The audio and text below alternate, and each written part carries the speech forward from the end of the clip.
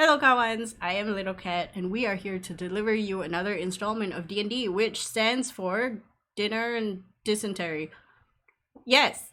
Before I do the recap, I would like to award Valerius, Wendigo, Dr. Bosk, and Gunlaug a inspiration point for some wonderful text RP that happened during the time skip between last session and now. Fixes from last week, we did a bit of a check and turns out levity doesn't exist because erratas. So Floaty gets to remain an only child.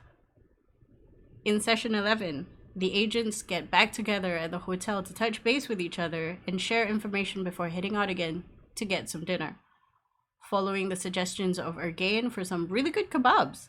There, Gunlaug gets baited by a teenager and a group decides to take the long route to hopefully escape from the ruckus and the mysterious person / individual that has been toying with them for the past few days.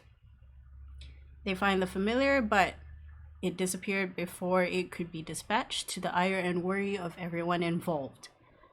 After finding the owner too far away to chase, the group headed back to the hotel for a long rest. In the morning, they discuss many things, of which is a meeting up with Etienne at the hotel. Time passes by, and before all of you know it, it's 4:15 in the afternoon, evening. It's tea time. There's a musical knock on the door before it opens. Etienne walks in, clean-shaven and pleased to be there.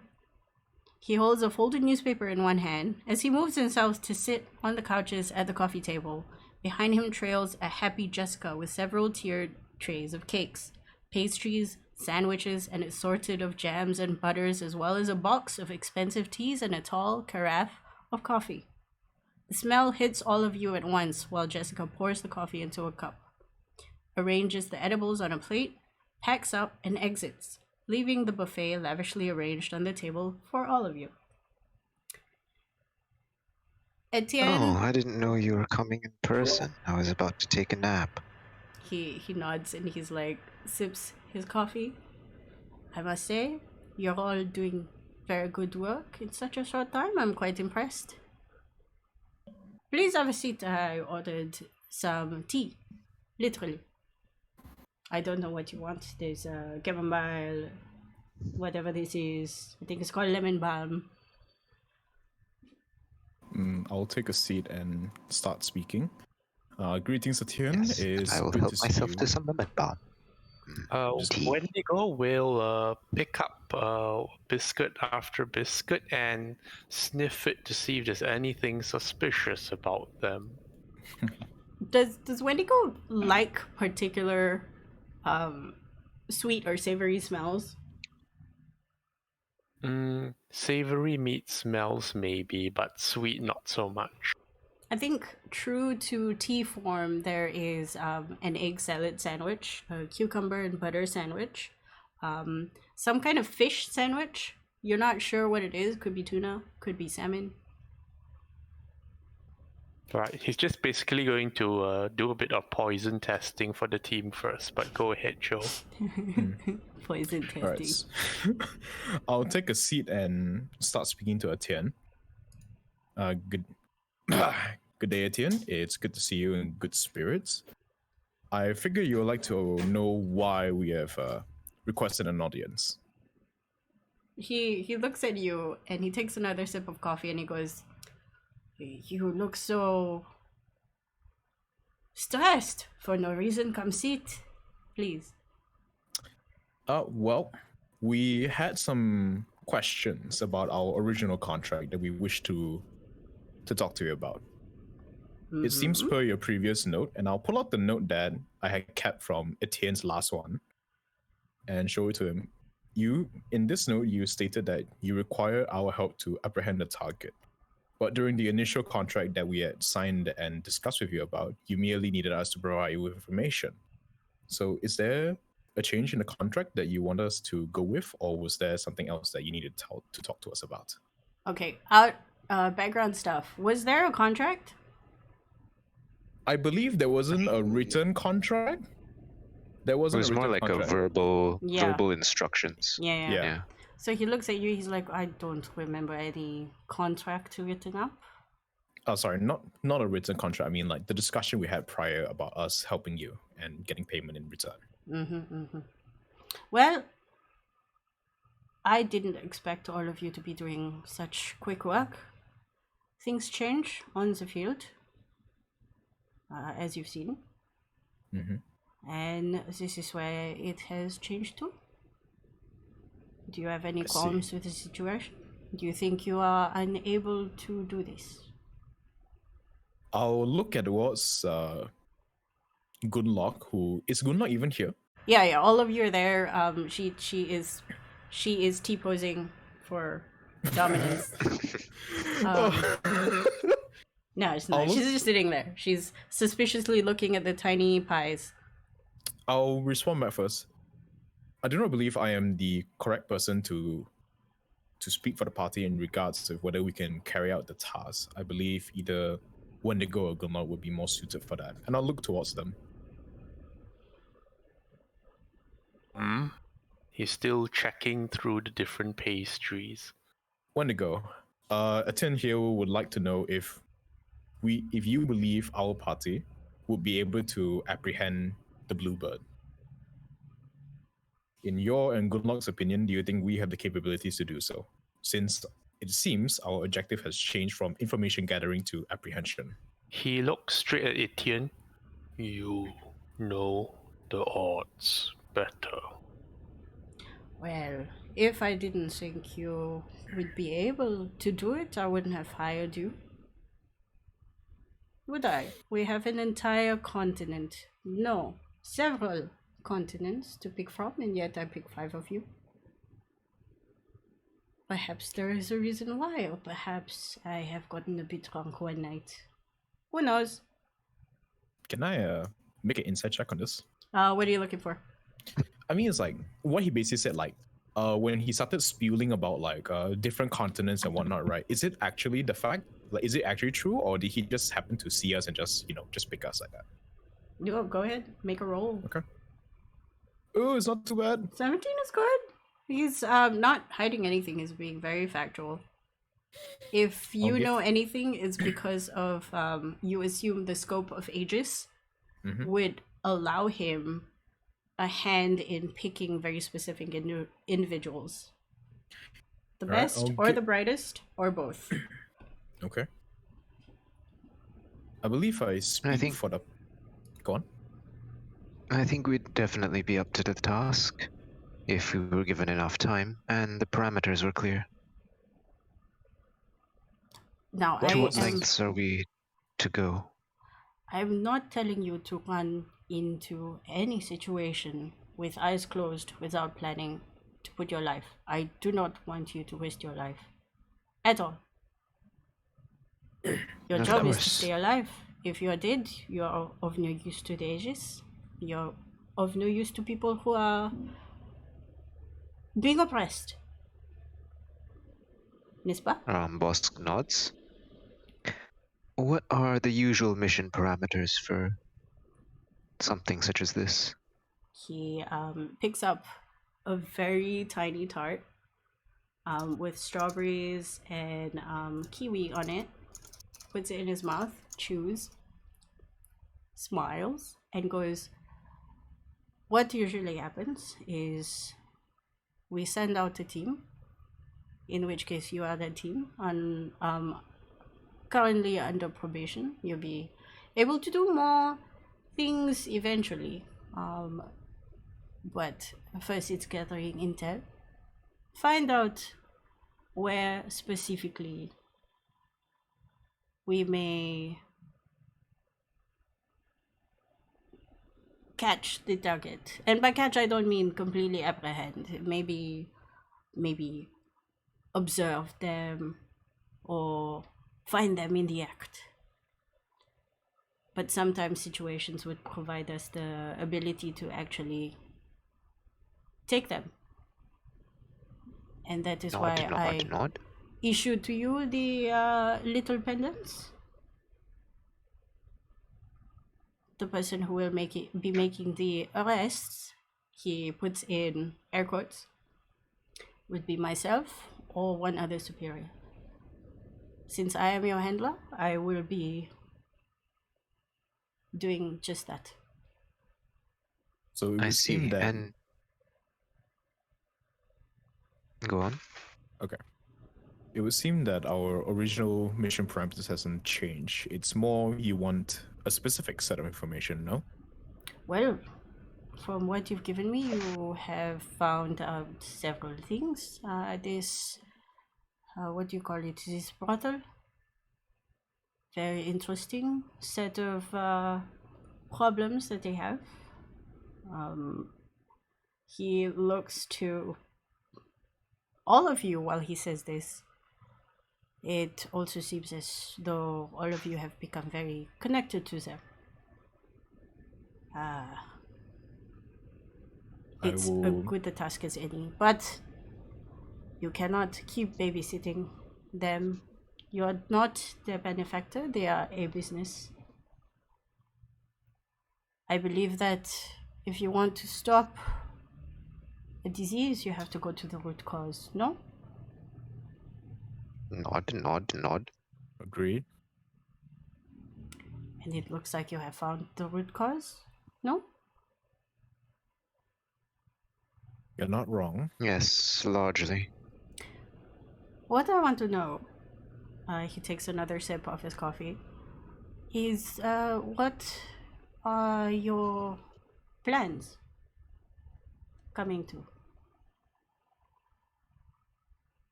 Coming to what? Coming to Moving forward, you mean? getting this person, yes, moving forward. Sometimes this language is not of my own. It's fine. Well, it depends on what our next task is. If the end goal is for us to find him alone so that we can call you to arrest him, then we'll need to plan accordingly. He nods. So far, our plans have mainly been in finding information that ties him to any form of wrongdoing. He nods. Do we have a plausible case? Well, there is definitely links to the activities he's doing, and we're currently following up on those leads. It will take a while, but we are fairly certain we can find either documents or perhaps a secret meeting of sorts. No. No? He looks at Wendigo. No? What do you mean, no? He is not careless. I do not expect any less from a very public figure.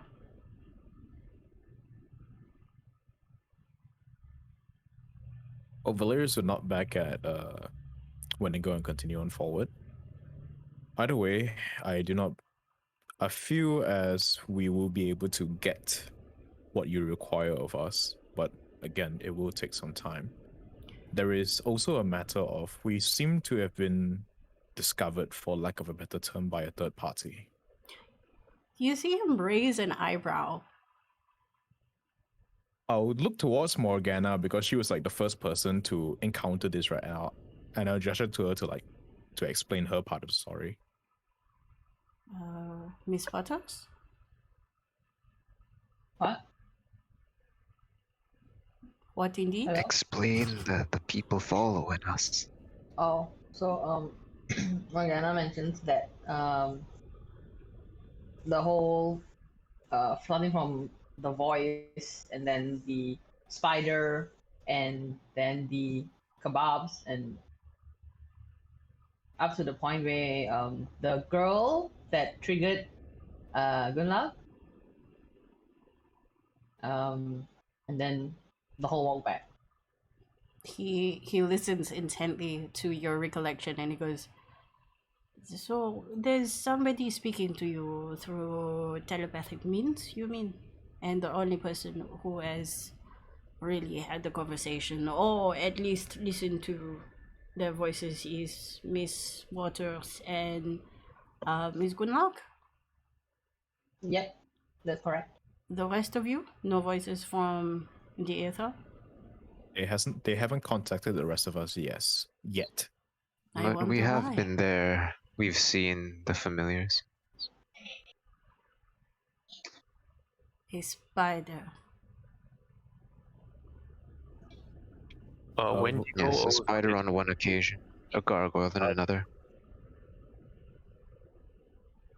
When you go into to say Wendigo? something? He just said a gargoyle. Oh yeah. Valerius will pull out his slate and start like going through his memory banks to find the picture of the spider. He shows it to Wendigo first. Is this accurate or the familiar? It should match, right? Yeah, it should match. We've all seen it. Hmm. So I'll turn back to show it to Etienne. This is what the spider looked like, and I'll hand him the slate. Okay. What are you basing the thing from? What do you mean? Like, basing is the it thing from your memory? Did you get Floaty to take a picture? Which I Well, don't think that Floaty- happened. Floaty rolled a natural 20 one time for the spot the familiar spider the previous session, so I'm gonna base it off of that. Because you didn't specify that you wanted to take a picture of it, and this is not a recording This is capacity. it's like Make from memory. make a intelligence roll with proficiency with advantage. Ooh, okay. Intelligence with prof, eh? Okay. Oh boy, can I use inspiration? Go ahead. Okay, I'm re-rolling this nonsense. Much Better. better. Okay. It's a 27. What you see this time? If you rolled anything lower than an 18, it would be like a Bigfoot photo. Thankfully, it is a 24. What you 27. show Etienne, 27. What you Yeah. show Etienne is a very large spider compared to the tree trunk. What's disappeared? It is too shaggy to be a spider that you've seen in real life. It has a lot of hair.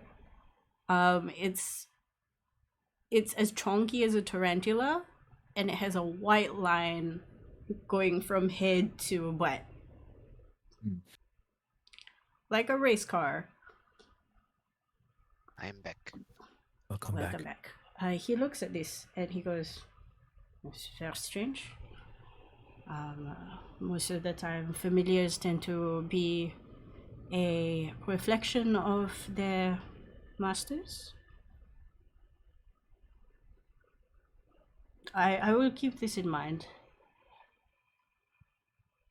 I'll give a nod, and there was also the fact that I would like to, well, personally, we would like to warn you that your agents might be exposed as well, because since it appears that they will be constantly following us or have us under surveillance, perhaps you'd like to inform your banker, air quotations banker, to be a bit more discreet when dealing with us. He nods. I wouldn't worry so much about the bankers. They are of a special breed. If you don't want to find them, they will not be. Valerius would give a nod. Okay, so just to recap what we have discussed so far, you do not require us to literally put the target in handcuffs. More, you require us to find an instance of the target in a very compromising position that could jeopardize his integrity, correct? Correct. But you have to remember, just because you tell us. You're crackling, Shah. You're crackling very badly. Oh no. Hello? Hello? Return to Is it us. better? Is it us or is it her? Cha. Hello? Ah. Just crackling just a Hello. Very badly. Is it better? Yeah. Yeah, it's better. Okay. It's the USB port. Oh, okay. Understandable. Anyway, so he looks at you and he goes, I forgot what train of thought was. What is the question again? Basically, I just want to confirm that what he wants from us is to not put Bluebird into handcuffs, but find Yeah, a time or place under- where he's performing like illegal deals where it can jeopardize his integrity. Right. He Yeah, looks at under you what circumstances do we summon him? in response. Suppose. It's like, unfortunately, if you tell me, he still has a possibility of running away. So I will need you to put him in a situation where he cannot run away. Okay, so incapacitate him. preferably alone. Not. I do have to say though, there is one team in particular, not of mine. One of my colleagues as a team. And they failed to mention the no kill rule. Although we have ways to circumvent that, provided the soul actually wants to come back. He shudders a little bit. Valerius chokes a bit at the mention of souls. He sees this, brushes it off. It would be good if you actually not murder him, considering they will be put on trial for various things. Of course. That much What was about- a given. What about guards and the like? What are the rules concerning them? If they are attacking you with intention to kill, then nobody can say otherwise. But if you find it in yourself to forgive them, you can knock them out. Nod, So nod, exercise nod. mercy when given, or up to our discretion on how to deal with them, yes? He nods. Again, some of the other teams are basically good-hearted murderers, which I hope you are not, but if you have to, you have to. I'll give a nod. I'll look towards the rest of the party. Do the rest of you have any other questions? I think for now the parameters are clear, and while we might not know how exactly to proceed, we know which direction to go. Out of game, should we consider talking to him about our stipulated agreement? Because it's like, since the parameters are changed, it's becoming a bit more dangerous. Are we going to ask for an increase in the payment or anything else? Okay, out of character. Hmm. I don't know how much I'm getting paid. Yeah, same. neither do I. I don't remember negotiating an amount. It's more Yeah. like, oh, this is a job and could lead to future employment. Hold And up, then let me check my notes. like the Hold up. initial amount of money that he like gave to us, just like boom, and then we're like, oh wow, 5,000 gold. Shit, No. that's a lot. That's a lot of dosh. And this is just like our spending money, you know. Mm-hmm. So I'm not super worried about negotiating pay. Okay. Then other than that, yeah. then I guess boss can just give the report on the medical status of the prostitutes and drugs used and thing, and we'll be done lah. Wendigo has a Yes. question. Oh So, yeah, go ahead. Go, Wendy. how to get rid of surveillance? He looks at you, takes a deep breath, and goes, well, it depends on who's doing the surveillance. If it was me, I would find the person, get rid of them. But, more interestingly, why are you so interesting to them? I find that straight out getting rid of the thorn is less fun than finding out where you stepped on it in the first place.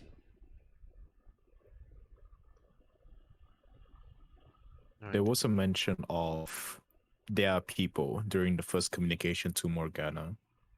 Perhaps one of the raiders or the prostitutes were of this third party. That's just my assumption, though. What does the rest of the party think?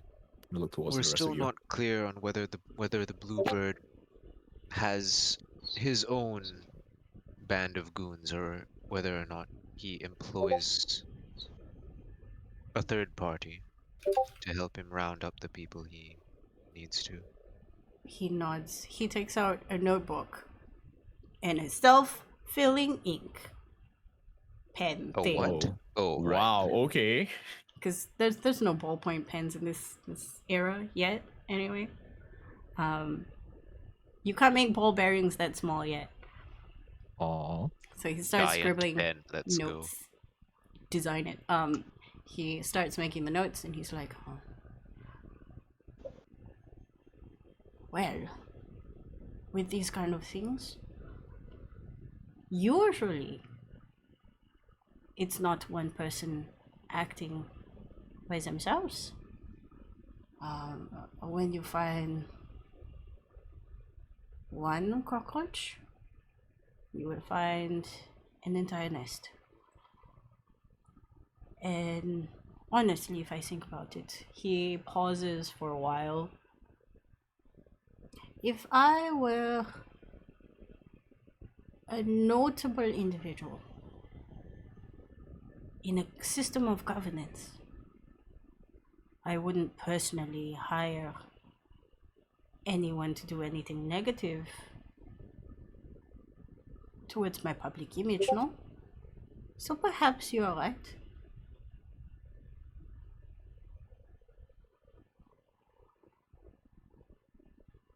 The question was, this person, she said that it was her people? That is very That would be correct. curious. Yes, I think those were the words she used. Did you see anything on their garb? Maybe any signs, logos, tattoos? I'll look towards Wendigo because he had the front row view of the raiders. Would you care to explain?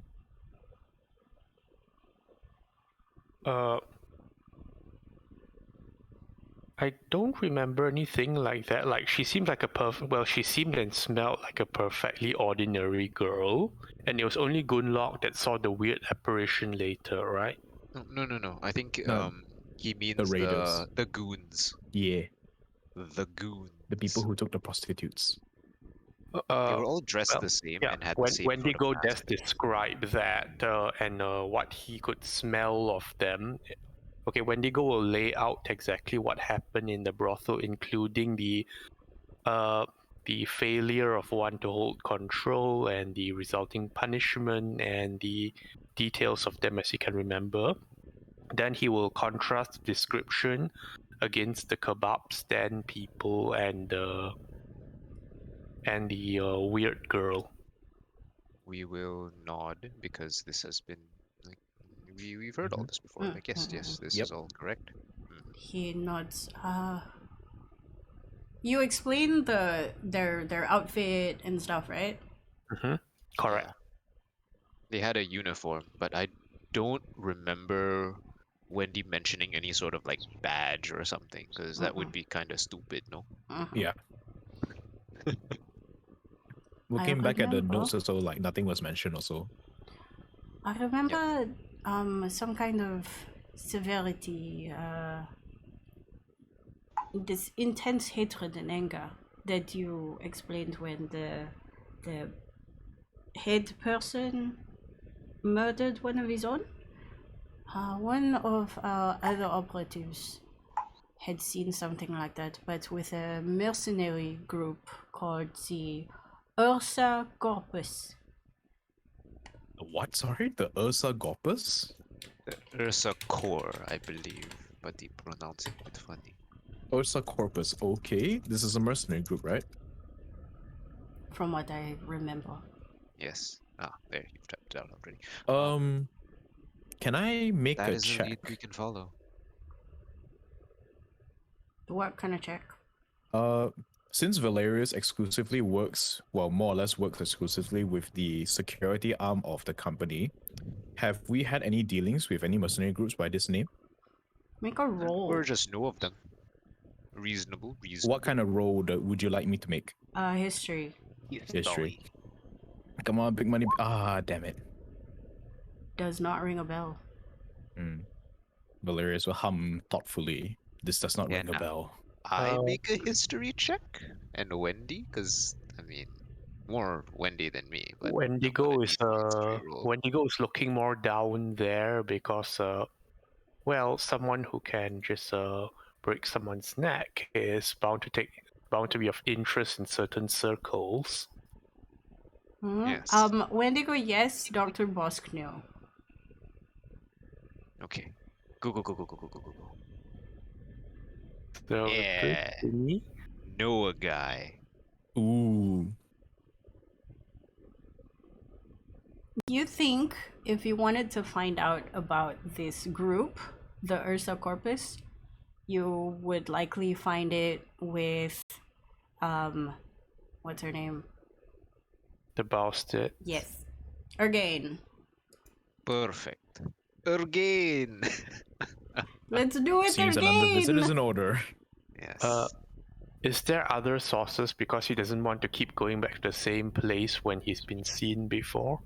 He would have to go back to Bror and see if there's any connections through his lady friend, Lily. Mhm. But that is the extent that you know within this particular town, city. I'll look back Okay, at so that's a Inigo. thread we can pull. Looks like we have another lead to investigate upon. Perhaps the Bowsters would be a good choice of contact. I don't want to overuse. Makes Yes. sense, but it seems to be our only avenue of source right No. now. He thinks dragon's blood shipment. Ah, Dog. yes. Speaking of other cockroaches, some of the prostitutes that were taken to a particular home in the suburbs currently, we believe, a certain, and then what's his name? Sunny, Sima Sunnyblight. Summer Riot, Sunny, yeah. Summer Bright, Summer Bright, Sunny Blight. Sunny Blight, Sima yeah. Sunny. Blight. He Okay. he hears that name and he scoffs. Like you see him sort of like this guy. Sima, Yes. Monsieur Sunny Blight. He is always Yes. around in the circles of entertainment. Yes, And- some of the victims that were taken to his suspected place of residence came back with traces of dragon's blood in their system. Hilarious to look back at boss rather potent dragon's blood for the most recent test, wasn't it? Oh, yes. The high quality variety. Perhaps you would do well to apprehend this man as well. Writes in notes. All Also right, with as long memory, as we okay. have permission. The same parameters, I assume. Not. Although it would be, well, I assume, a lot easier than your main target.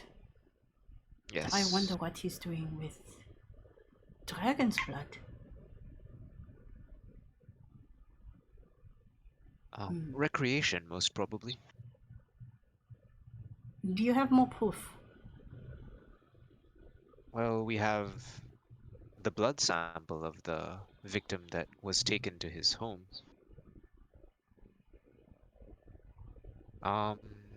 We could find more, but we didn't think of doing so since that wasn't our primary objective.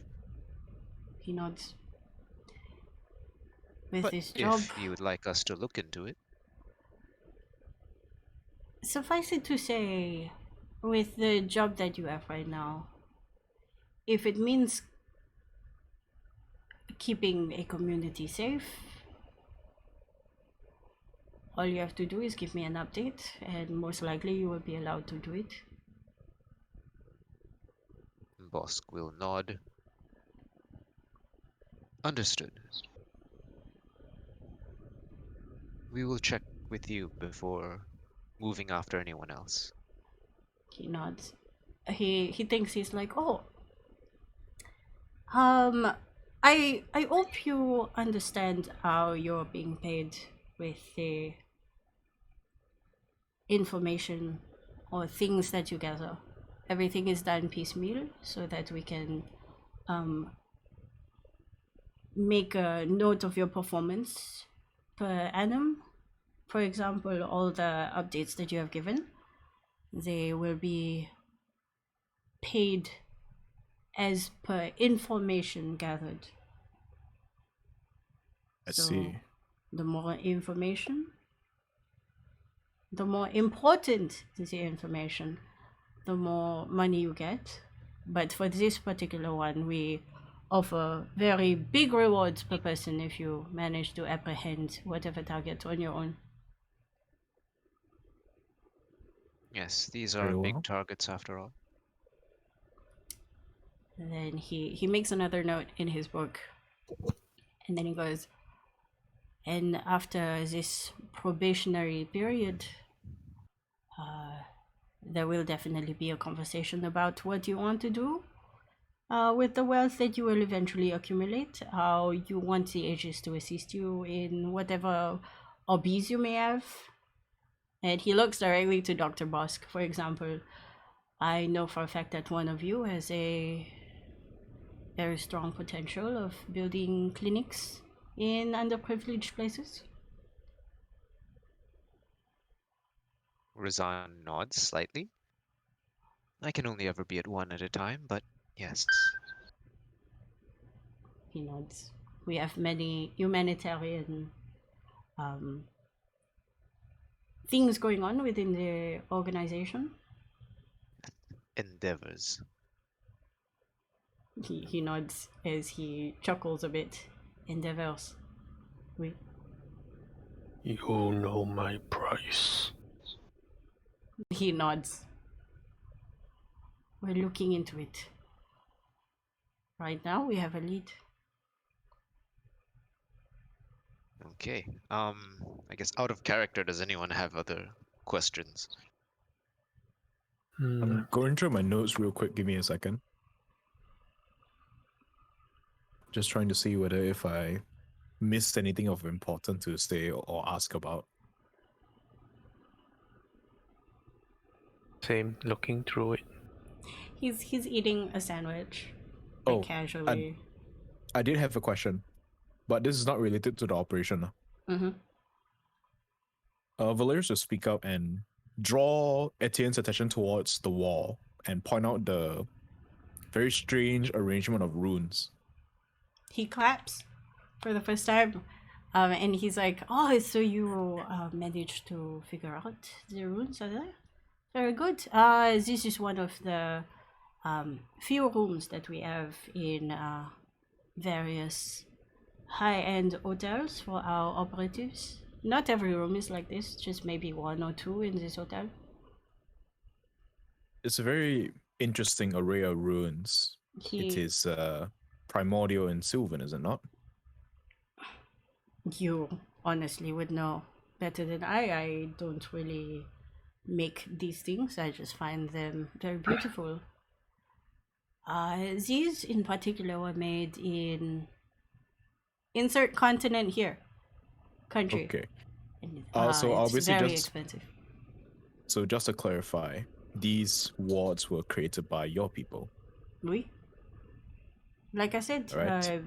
we have many offices in various continents, in various countries. We work together to bring the best. Unfortunately, these new technologies are very expensive, and we cannot publicize it to the rest of the population. I see. Well, if you can confirm that this was made by your people, that puts my mind at more at ease. You're wondering if this was secretly made in one of your labs, no? Well, you can't exactly fault me for thinking as much. The only place where I've seen people create such beautiful rune structures are either in my corporation or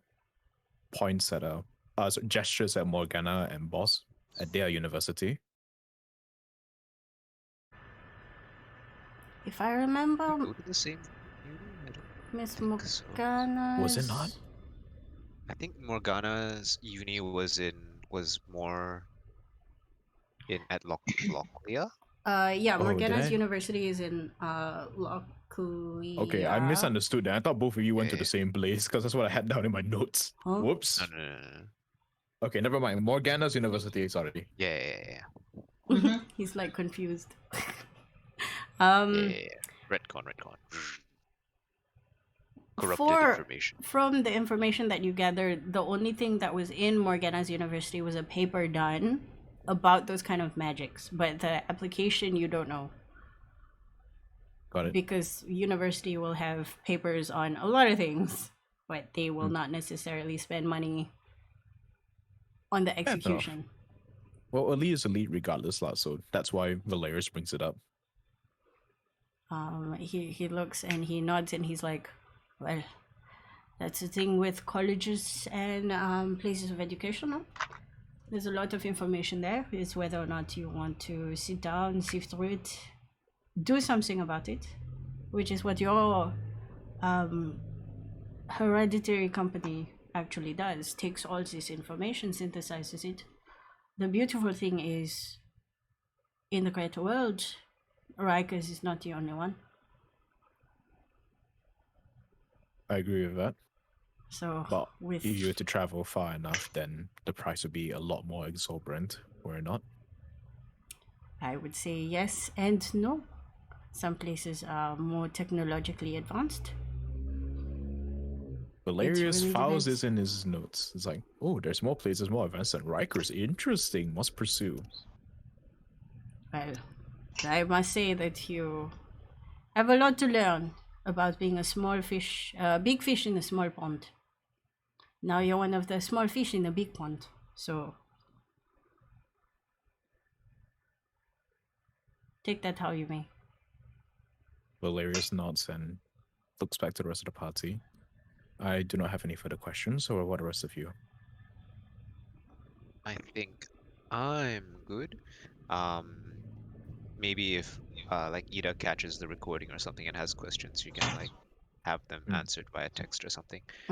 For now, I think we have a lot of work ahead of us. Wendigo will think there is a question that I'm not asking. Would you like to ask it, Wendy? No, there's a question, the right question, that's not being asked. Another eyebrow raise.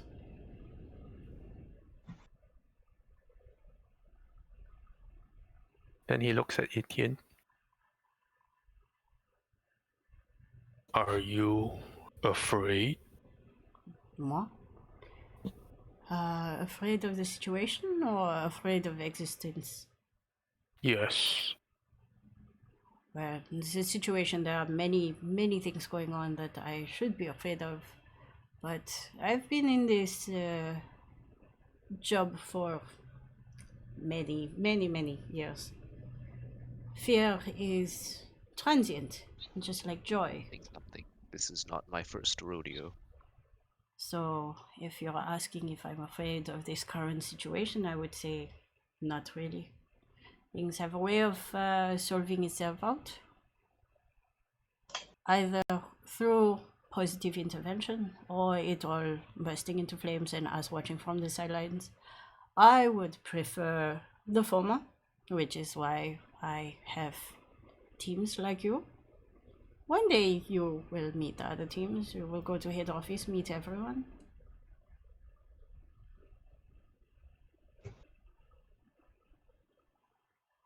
The other fear? Existence is he props a hand up as a matter of fact, while another one holds a coffee cup and he sips. He's like, I, like it or not, I'm a fake creature. My existence is nebulous.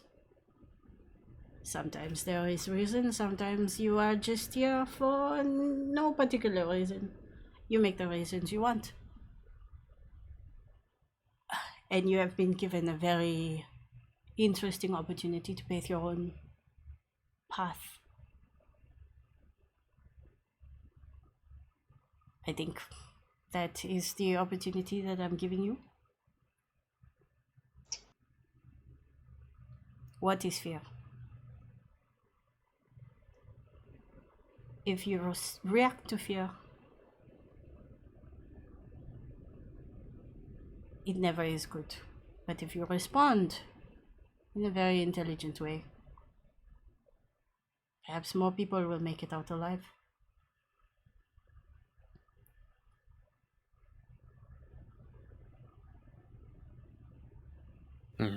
No more questions. Very well.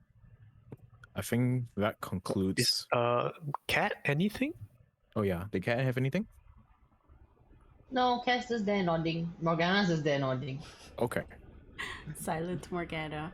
Well, I actually am going to stick around for another hour. It's nice to not have anything to do. Perhaps myself and Miss Gunlaug would have a conversation. She looks pregnant with all sorts of questions, to be honest, that she might not really want to discuss with the rest of you. Mm. Nod, nod. Gesture to Morgana's room. But I mean, not Morgana's room. Wait, Gunlog's what? room. Gunlaug's room. Dude, I was like, what? Nobody comes to this house. Morgana's yes. we're gonna go to the fancy room, you know, with the fluffy pillows. With the bubble bath. Yeah, with the bubble bath. I wish to take a bubble bath, And and everybody's Gunlog like- may speak to me. Like, hold up, what kind of conversation are you guys having? I can totally imagine a scene with just like Etienne enjoying himself in the bubble bath, and then Gunlog's just sitting there, just like grumpy face, asking questions, talking to him, and he's just like with the rubber ducky, like Yeah, he's just pushing Very the rubber pleasant. ducky with his toe. He's like, quack, quack, quack, quack. He does sit around, and the conversation with Gunlog will be hushed. They won't move to a different room unless she specifies. This okay. is also an opportunity if Ida has like questions. Yep, Um, and wants to bring any of us in. Yeah. At the same time, he's just picking at the abundance of food. Pretty much, there's just piles of food in your suite at any given time. It's either breakfast Yes. food or tea food. Not Yes, surprised. We eat the cupcakes in the correct fashion. Oh, okay. Actually, when it goes, one more question. Yep. You trust Go for it. Jessica? Implicitly. Thing is, she doesn't know about Aegis. I think she may have a little bit of a crush on me, but Oh, Doesn't there is no everyone? doubt. She is very much infatuated with you. She very just nice thinks girl. that Etienne is some rich guy that comes along and has weird friends. Out of game, I'm fairly certain that it's more than just rich guy. You know. This is like side note to what she's thinking is like, this guy is probably a prince from somewhere. 100% ticket to freedom. Just have to bag him. She's fine. Works good as a staff, trustworthy, and we have ways of wiping memories if she does go awry. Hilarious nods in understanding. Mind wiping technology, or is it spells? Either way, they're rather hard to come by, no? Nod. I'm also glad that you figured out how to use the box, because other teams sometimes takes forever. Well, it seemed The pertinent to instructions report were our very clear. progress. He looks at all of you with I'm glad you're smart face. It's like, what do you mean? Like that you just said write the note, put in box, close box? What? Yeah, like how much more simple could it be? There's a team with like 6 Gunlocks just staring at the box, and no Should one we wants trust the to- box? Judgmental. Just like side flashback is a team consisted of like people who are very impatient, like struggling to open the box after they've closed it with nothing inside the first time, and then just regretting it, Oh god. and just like trying to force it open and it just doesn't open, and then blame game. Like, who closed this? You idiot! It looked out of place, all open like that. Just the type of people the ages employs. I'd be very worried for the organization at large. It just like walked past, like, oh, this box is open. We should close it. Looks neater. No! And then, oh no. With him saying that, you surmise that Aegis has many teams for many specific reasons. Hmm, Yes. Understood. Interesting. Very, very much interesting. He's just gonna be around for an hour. If you have any questions, you can ask. If not, he's gonna be having a chat with Gunlog. Okay. Because I feel like she's the one most out of place. How so? Uh, The most out of water fish among all these She's suspicious of anything. fishes. I Yeah. don't think she would do a talk without being a Yeah. one-on-one. yep. Also, this is DM to player. The fact that she did a sending like I miss you guys. Everybody here is dumb. What? Did she actually? No. Not exactly that, but just like I don't understand this place. Everyone's weird. They're not you. I don't have any control. Also, I got All these sassed by a people, they're just teenager. doing things. There's no control. But There's yeah, this girl with wings. She just walked around, and then when someone tried to pickpocket her, she tased him. Hey! Hey! Hey! God. Yeah, that. That won't that fit in happened. 25 words, but sure. he tased her.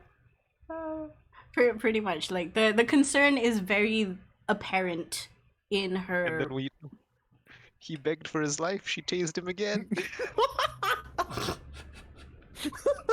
Very funny. Good shit. Good shit. Good shit. Shit, Yep. yeah. What do you guys We want are to do here now? for more Morgana tasing. Yes. I think we have a brief team huddle. Mhm. It is in Bosk's opinion that we shift focus for now and go after Sima Sunnybright first. Easier target. I don't see why not. Yes, a softer target, and whoever's following us will probably be amused. Mm. Because I don't think we're gonna succeed in shaking them off our tail. Valerius has no To problems. pick date careful. Yes, we Before need to. next raid, delivery Yes. fails questions. Agreed. I'm thinking that because we already have decent evidence against him, we just catch him while he's doing something and the guard is light enough to. Mm. Like Like you just raid, the knock out some question- guards, drag him into an alley or like the sewers or something, summon Etienne. He gets hauled off through a portal and then vanishes. Sima may be a good squealer against the guy himself, but we just Exactly. need to make sure we do it in a way that doesn't tip the guy off when the shipment goes funny or whatever. Yeah. I'm thinking we don't wait for the next raid.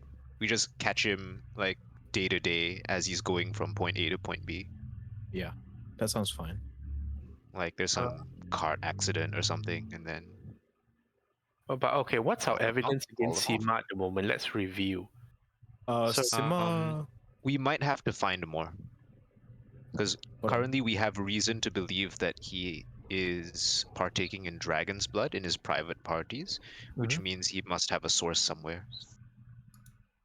So it goes back to the dogs question with the dragon's blood, which could end up hitting both of them at the same time. Yeah. Yes, or we could search the house. Maybe he is careless and leaves some like personal stash. That very much is true as well. And then either like it's like, oh, cooperate or sell out someone else who's like drugs that like who owns those drugs that are in the freaking guest house. If we find any. I think the detect poisons can detect specific poisons. And since we know we're looking for particularly pure dragon's blood, that should be an option. Does anything block detect poison? Lead case is usually the thing that blocks against those kinds of things. Okay, Which she might very well have. out of character, do you think there is value in going to the docks to try and search for a shipment or like whichever reagent part is the most likely to be shipped? In my opinion, going through the docks is one of the more gold mines for information, in my opinion, lah. Because even though if we don't get the specific information we're looking for, we could also find something else that could potentially contradict it. Yeah. I'm pretty sure going to the docks we'll find something, but I think it'll be a lot harder to find exactly what we want. Because like we don't really know, like we'll have to first find out like his shipments, and then we have to be lucky and that this shipment is the drug shipment. Wait, actually, that's a bit bad because I realize he controls shipping, right? So the docks might answer to him. Hold on, let me just double check my notes real quick for people of interest we were talking about. Sima is head of trade and imports and exports. And okay. I'm thinking his like personal cargo doesn't stay in the docks for very long because they'd just be like, oh, Probably. this is for Mr. Sunnybright, we need to get it out of here. Like, there is a danger that poking around the docks might get back to his ear as well. Potentially, especially if we're caught snooping in his stuff. That much is true, yeah. Because I don't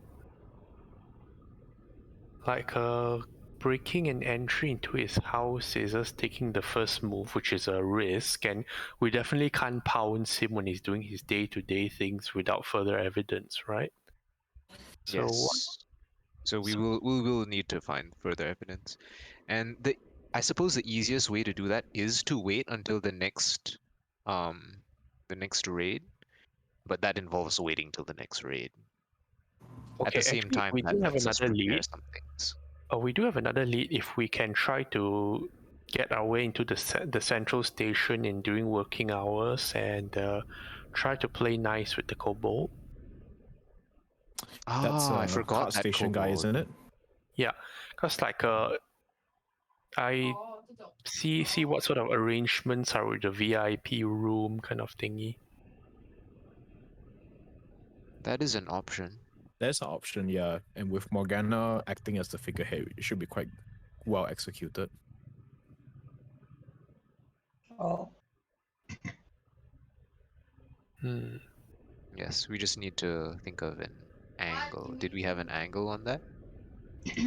Yeah, Morgana just bleeds money and gets people talking, I guess. She doesn't necessarily have to bleed money. She just needs to look the part, and most people already bend the knee. Well, people here are a bit richer. The only thing Wendigo is worried about is like Wendigo really wants to get rid of the surveillance because that's the most likely thing to like botch up anything we're doing. Yeah. I mean, yeah, that is And- true also. Yes. The reason why I suggested going after Sima first is that I strongly disbelieve that the surveillance is working for him. And so going after him, like, it doesn't matter if the surveillance knows. It's just like, oh, look at these funny people doing funny things. Oh, look at that guy. He was an idiot anyway. Glad he's getting hauled off to jail. In terms of the surveillance, I'm not sure how we want to approach them.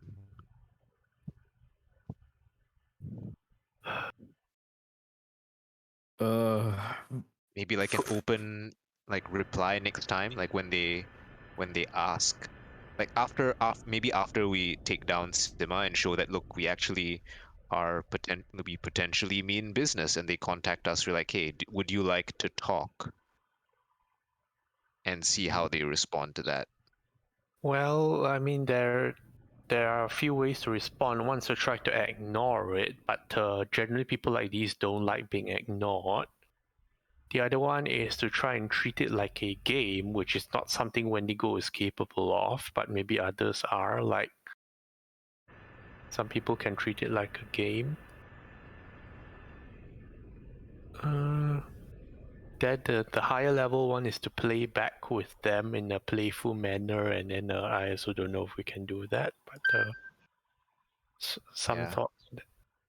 I think it's tough to know unless we know who they're working for, because if we know that, like let's say the Bluebird is paying them directly, then we know that okay, at least we know that we can't go after the Bluebird directly if they're watching, you know. Yes, But if it's someone else, then and they don't really care about the Bluebird, then you know, like okay, like maybe it doesn't matter if you're watching.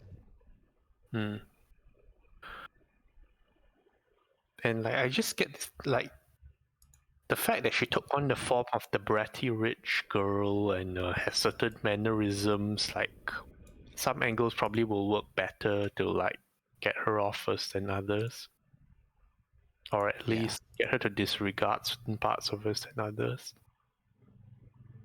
Yeah. So I'm thinking we just kick the can down the road for that one and get to it later. Focus on the low-hanging fruit. Okay. That is the rich man in the rich house All right. doing the So, drugs. do we want to visit Mr. Nazar B at the carriage station? Possible? Nazar B. I have that little thing. So this is so that's what Miss Dila Sunshine gave us last time. So buying carriages is ill-advised. Better to buy horses if you need an excuse.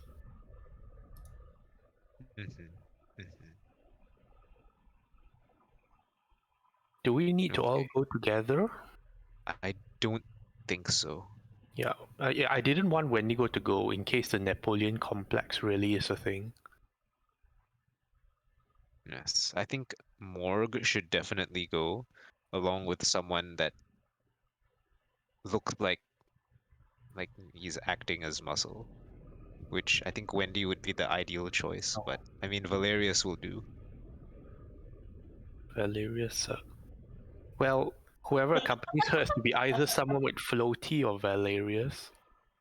Yeah. Okay. Morgana, who do you want to accompany you?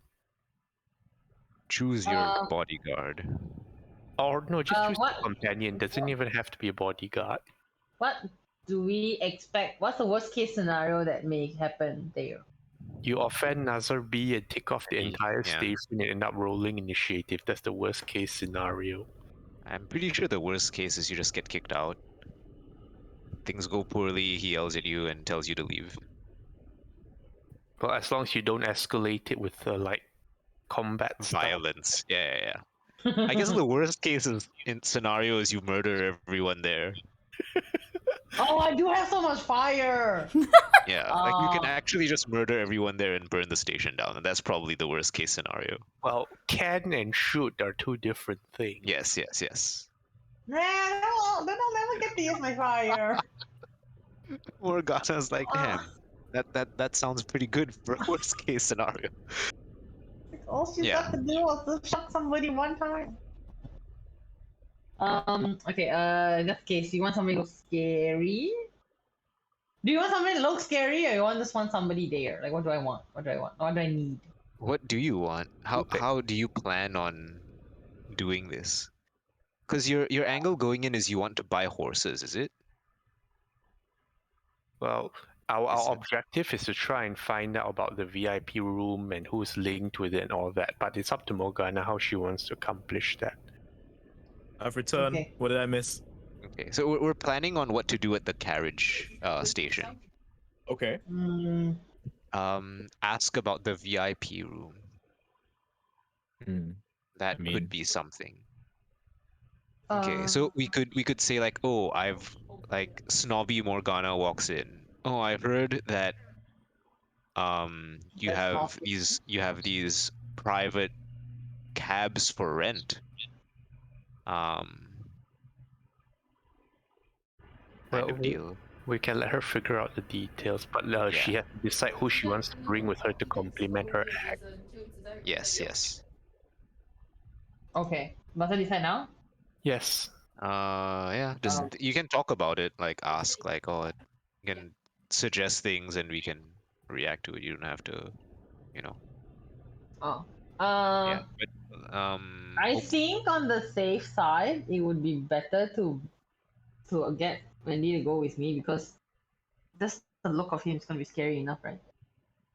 We're not trying to intimidate the person, though, isn't it? no, but Wendy also looks fancy and expensive. I mean, yeah, it doesn't make it hurt to believe that, oh, hey, he's my bodyguard. Yeah. So something big, fierce, serious looking. In an expensive suit. I Can I think come is with that first? the key thing. Oh. Yeah, All right. comb his hair. If you ask nicely, he might let you. He has let you in the past. Exactly. All right. Okay. Alright. Okay. So what will the others do while Morgana and Wendigo are presumably with Floaty are at the station? So We can be nearby if necessary. If we don't think that is necessary, like Bosk always has downtime, like potential activity, which is yeah, to I don't think it'll be experiment with necessary stuff. because like I don't think it'll be necessary for Bosk and the Valeris to hang around there, but they should probably pursue some other lead as well because whenever we split up, at least we know one group won't be getting bothered by she who must not be named. Ah, I do feel we that Yep. have a name for her yet? No, right? No, we're just calling her the surveillance person for now. Okay. Well, the other feel- old leads we had was like the lusty Argonian maid. Well, Oh except god, not yeah. so lusty. There's there's the question of where the mask guards go after things, and we have a connection of this mercenary thing, but info is harder to find, and I guess there's also the Alma Mater stuff, not interview, no, Alma Mater stuff, and Dragon's Blood Trail kind of thing, like Yeah, up to you. there's a lot of things for us to pursue. I think Valerius can do some light reconnaissance of the docks area first, not completely go in, but look out from the outside. Boss can perhaps follow up on the lead on the Dragon's Blood if you want to split the party 3 ways. Now let's split it too because we have Floaty Yeah. and Valerius. Splitting it further is a bit ill-advised. Yeah, so We I could think try to Boss can- track down. We could try to track down Sima, just to Sima's on it. see what he does, where he goes. If that's the case, Valerius will need to head back to the library to pick up some books on, like, political people or whatnot. Because with the... What was it, Radia? You shouldn't have to. I mean, we did check the whole crap thing on the whole file on Sima. What do you want to know?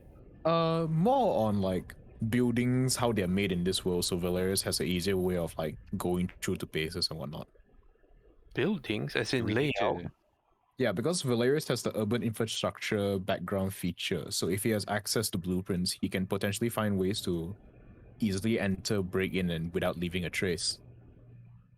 Oh, that's I think you can. That's a DM question you can probably ask right now. That's what I plan to do. So, Shah, is that possible? Is it possible to, like, grab a book or something of the sorts where Valerius can easily learn, like, how buildings are generally constructed in... This is Efla Minor, right? Yes. Yeah, in Efla Minor or whatnot to help. Basically, stuff that will aid the urban infrastructure background. With the urban infrastructure background, I will do the already know same it. as real life. You may have access to very basic stuff. So things like the Disability Building Act, how big toilets should be, public spaces. Yeah. But You know that. yeah, Okay, maybe from the sewers there's this entry thing, and then like you go down, and that's where the water meter is. That kind of thing. yeah, that kind of thing. Like really basic stuff. Yeah, I wasn't expecting like a full-on comprehensive guide on how buildings are made. Valerius is more looking for like stuff where he can, like, small details like that, like roughly how long is the corridors meant to be, like fire access or whatnot, so he can gauge roughly How what a much building attic inside would look space like. there is. Yes, Again, that kind of stuff. these are relevant in public locations. You will not find them in private villas, houses, because it's just everybody's house is different. Yeah. I mean, yeah, that's completely fine. Anything that helps the cause is better But than nothing. Yeah. you also have I to think you would remember definitely that have an advantage over like general guards of this stuff. Like the guards might not know that, oh look, like in the attic there's yay amount of space that a person can fit in and hide in. Yeah. They might just be like, lol, it's the roof. Like no one Like, Yep. there's no space up there. But based on the explanation, it's less about exact specifics of each building and the more mechanical and electrical side. Or Like what might exist. yeah. That's also like rather helpful because knowing like what electrical systems or whatnot may exist inside a building allows Valerius to potentially sabotage No. them. I don't mean electrical systems. I mean that when you do wiring, you need a certain size of distribution box. Like you need 2 or 1 based on how much energy you need to power up a house. You will They not usually find put them here. Yeah. They sometimes put them there. You will not find specific information on private houses That's or fine. Yeah. private offices for that matter. That's fine. And if it comes to government buildings, I would say it's almost impossible because that would be very dangerous. That's completely fine because any information at this point is better than nothing. You have access to basic building codes.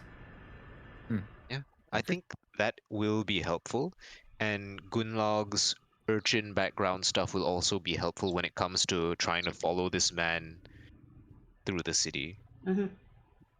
And I can just be there as a rogue Mm-hmm. to do rogue things.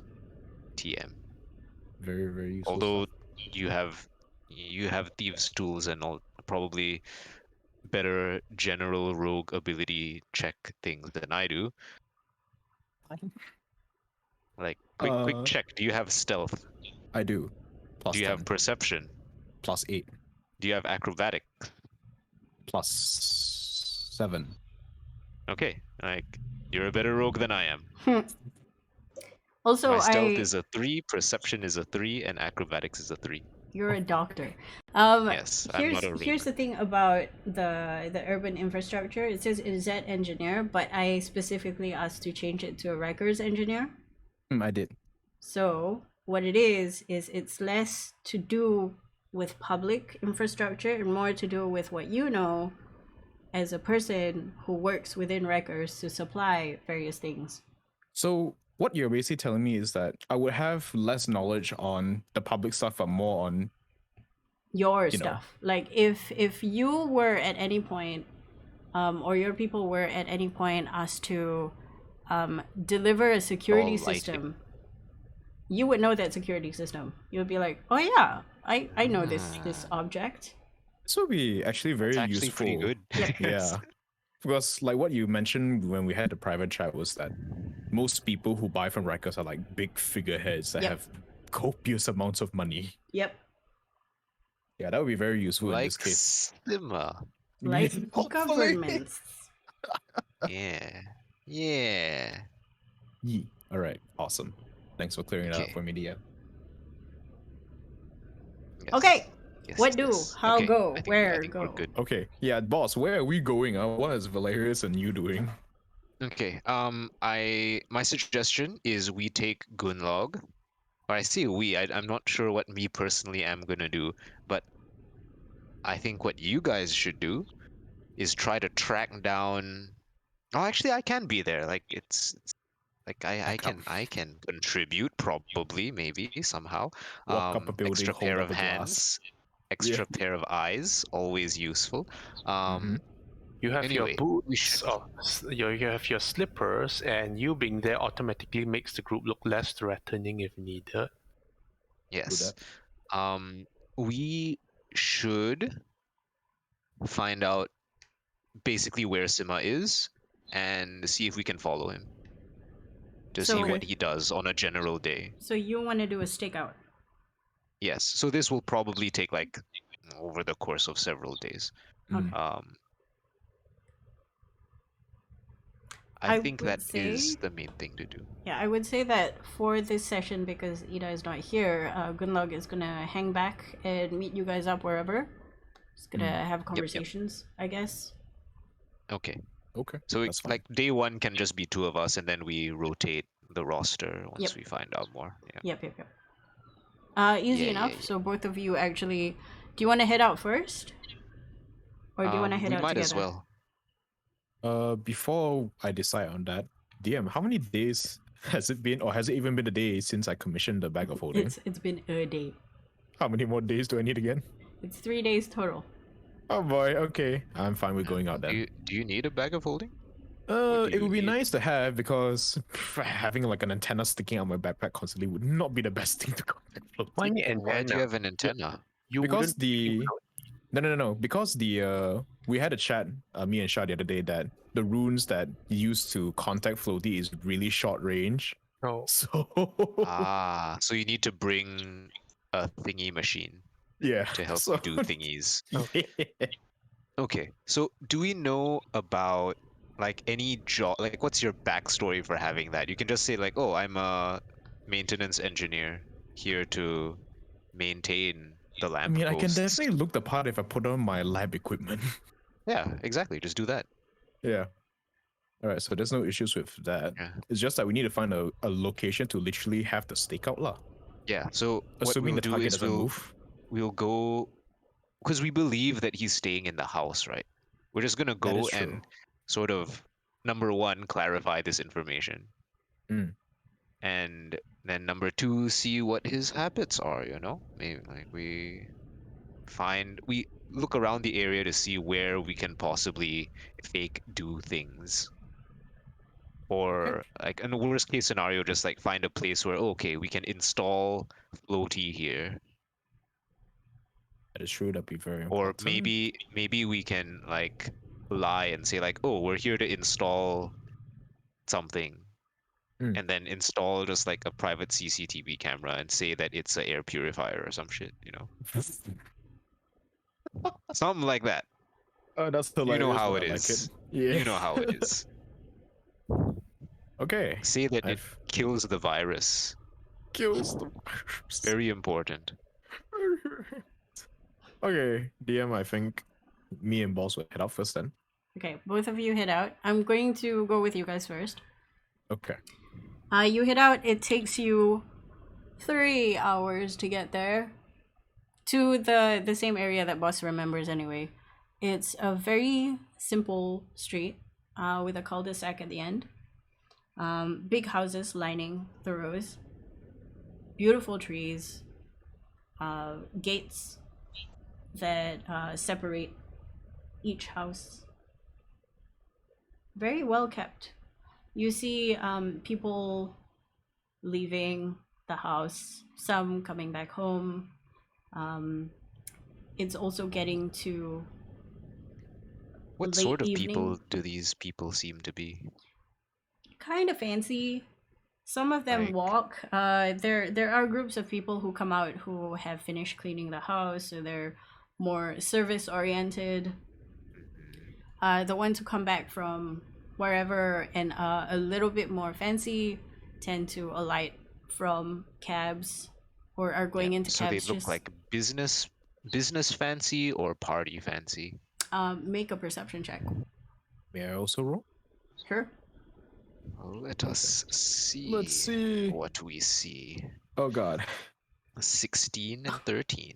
Valerius, What do you're we like, see? okay, these look like the people I remember seeing near my office. Mhm. At the business area when they want to buy stuff. Nothing special. Yeah, that they look like they have money. Dr. Boss, you look at them and because by the time you get there, it's like dinner Fairly time. It's late-ish in 8. the Yeah. evening. Yes, yes. So it's kind of dark.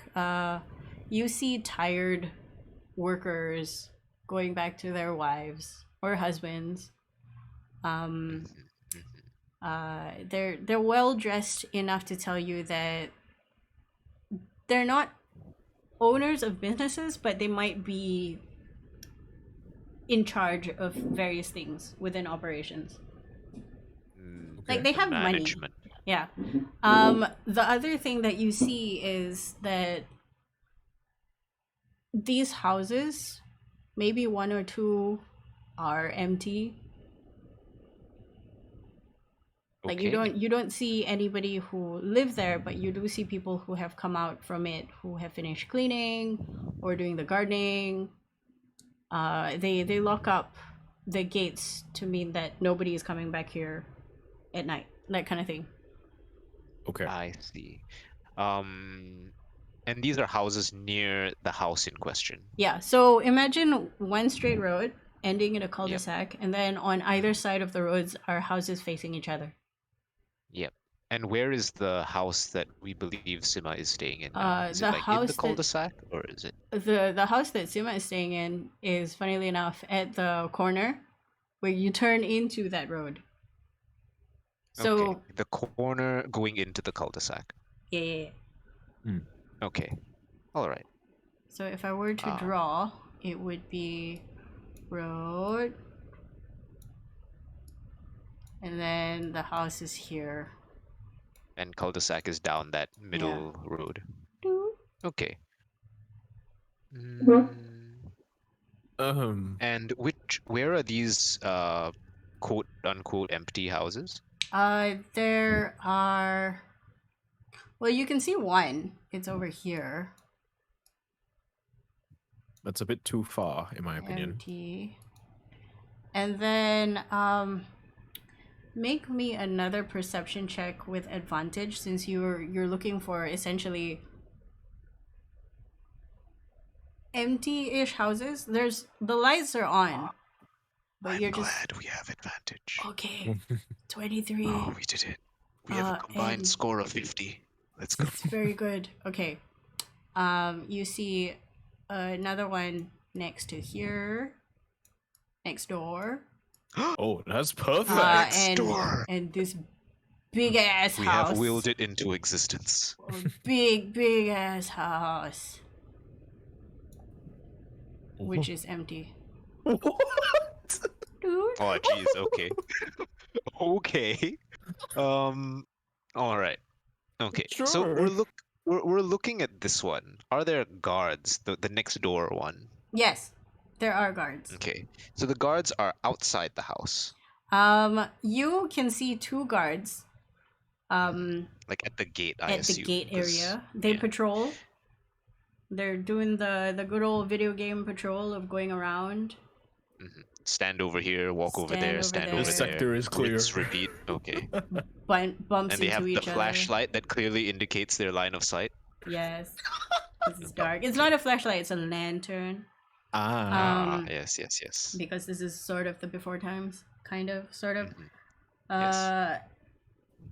Make me a normal perception check. Actually, where are you guys standing? There are bushes around, but I imagine we're like walking around looking like we're doing actual work. Yeah. what kind of work? At 8 o'clock at Like- night. Yeah, like because it's not a high traffic time. This is the perfect time for us to do things that are mildly obstructing. Okay. Both of you make a deception check. Not Oh boy. my best skill, Not but mine we either. try. We try. We Oh try. boy. Okay. I Oh. might have to burn my old Oh. inspiration for this. Oh boy. Let's see if it gets any better. Okay, 15? we go with 15 the is better? 15. We go with the 15. What you're trying to do is essentially, as you're walking past the house, what are you doing? Okay, so There Valerius are has bushes. his like lab tech work and lab Yeah. tech stuff. We're not like ducking into bushes and Okay. things like that. There's We're gonna like bushes, walk up there's to lights, there's big light poles with magic light bulbs, and then there's also what is it, manholes on the ground. right. So I'm gonna say something that like we're checking the readers inside these lampposts, right? Because if these magical lights malfunction for whatever reason, there are like there's a reader that senses that the light isn't working, and then that lets us know back at headquarters, and we're just here on our like biannual check to make sure that these readers are working. That's why we have the man with all this technology stuff. And then if they question our engineer, he'll just say engineer things, which they won't understand because they're not engineers. No. So they're just gonna be like, oh yeah, sure, sounds about right. Carry On then, sir, ma'am, But and then we will carry on. this is the first time they're seeing you, so they see you and you look believable. But they look at Valerius. Mind you, the lantern is facing you guys now. You're illuminated. Hmm. They're Yes, yes. inclined to believe Bosk, but they look suspiciously. I say they. It's just one guy. The other guy is doing his rounds. He's looking at Valerius intently, like he's just watching you guys right now. Do we notice Yes, this? yes. It's And obvious, that's, right? and that's absolutely. fine.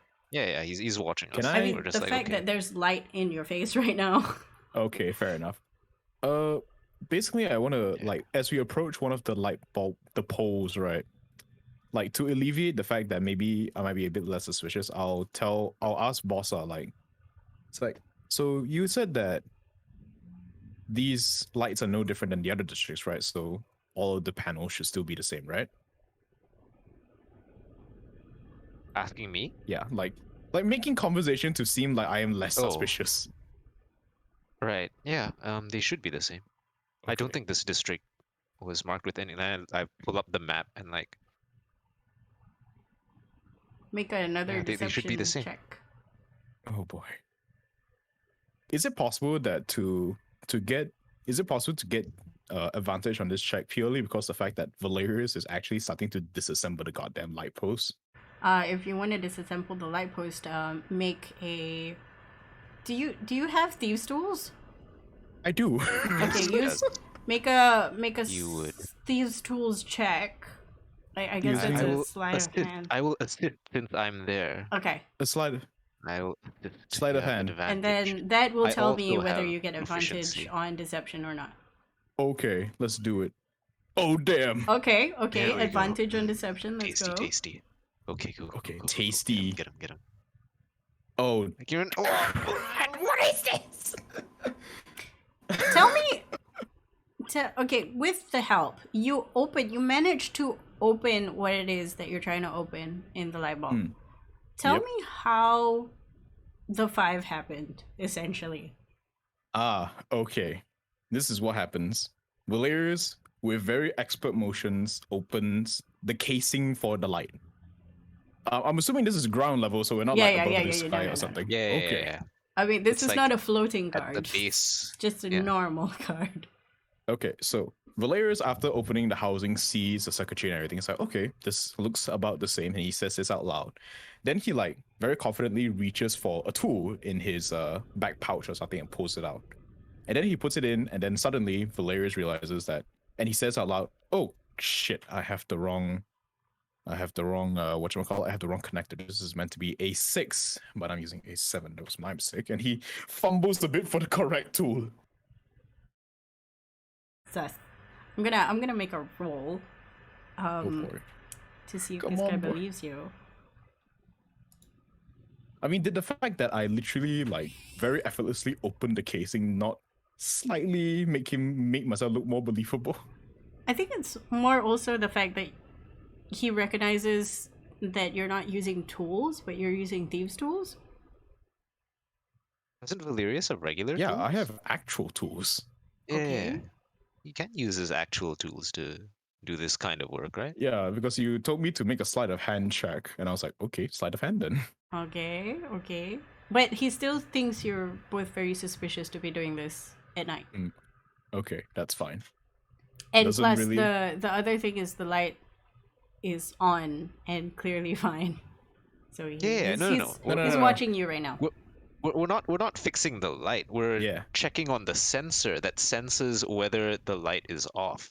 Because Yes. we were like, oh, the sensor was going off, telling us the light was off, but the light was clearly on. So we're repairing the machine sensor, that yeah. does the hidden work that you He don't doesn't know see. that. He just Yeah, sees so people messing around with lights. Exactly. So, So Valerius- you still have lights So on if he you? asks, I'll explain. Yep. He's That's- not. He's just watching you guys.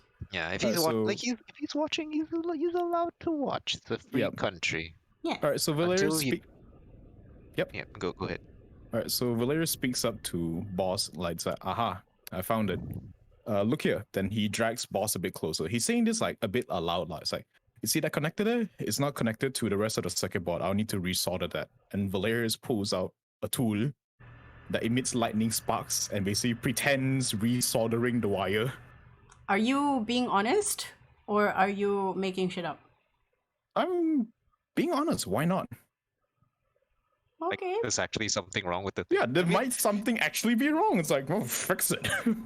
Okay, make okay, a roll. Is there persuasion actually check. something wrong?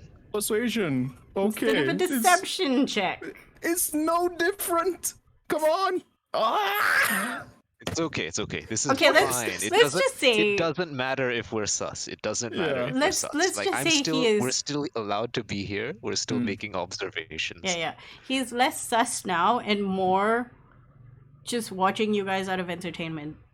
Oh, Yeah. okay. Because Thank he has goodness. nothing better to do. That's fine. That's fine. And So, he thinks like, he's I'm helping by there giving with, like, you a light. notepad. Yeah. Mm. So I'm just there with a notepad, and it looks like I'm writing down stuff that Valerius is saying, but what I'm actually doing is keeping track of people going back and forth and what time it is, and whether or not what's his face actually makes an appearance, or if he's like inside, whether or not he leaves at night or something like that. Eventually, we will go on to the other lights. Mm-hmm. We may not like open the thing up again.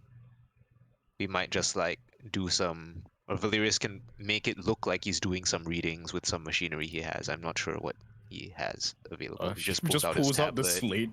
Just like, here we Pulls go. out This looks slate, good. like attach some electrode-looking things onto the thing. Read your slate.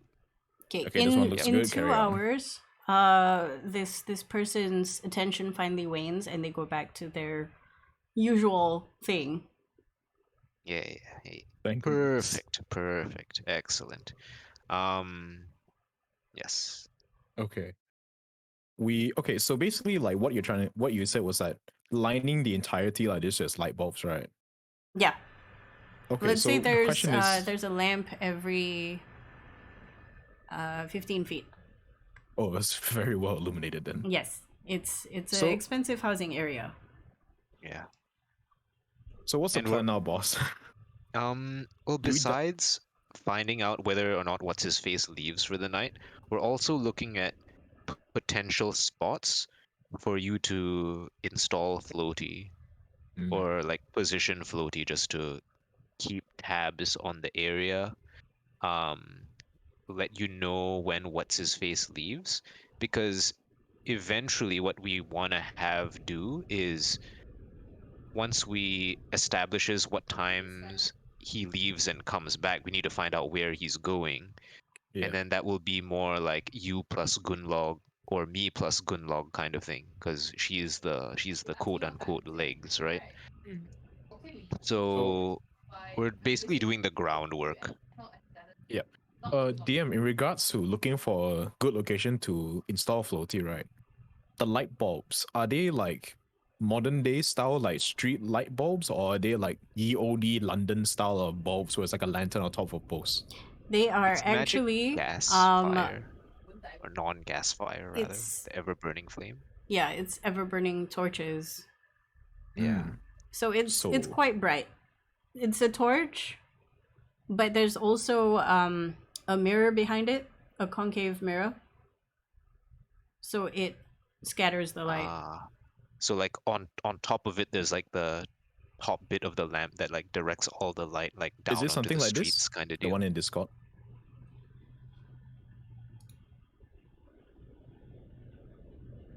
Me imagine No. yes, but let's see.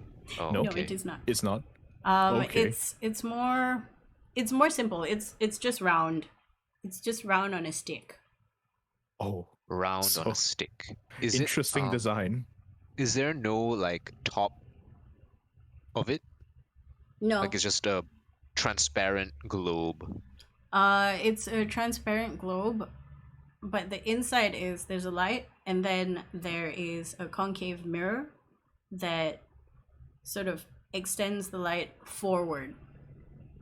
There's not much Okay. diffusing the light backwards because the lights are facing each other, so they illuminate each other essentially.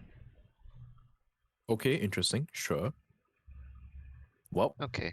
while doing this, can Valerius, like throughout the 2 hours, can Valerius make several perception checks to like discreetly see if there's any way he can install floating in an opportune position?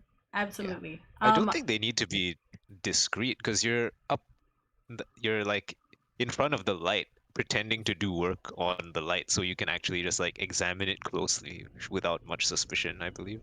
Fair. It's the installation. Yeah. Yeah. How many Um, perception checks do I make? Okay, my question is Bosk helping or are you making separate rolls? I don't think I would have the know-how of knowing like, oh, where can floaty be put.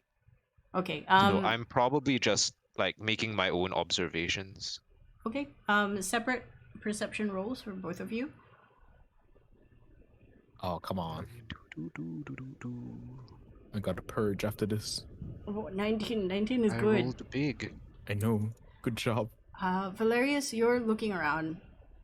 The problem is you see too many potential places, Oh, and now boy. you're spoiled Okay. for choice, Oh, and you're just no. sitting there like, if Any I of put these would here, be fine. yeah, any of these would be fine. But if I put it at point A, it's so much better than point B. But point B has this advantage, and point C has this, and you're just consumed by the amount of data that you have on you to make a discerning decision. But Bosk, you managed to see a perfect little alcove. I'm just like, we just need to make sure we have eyes on the gate and the door. Yeah, 'Cause we just need to see when he leaves and comes home. So maybe there. pretty much.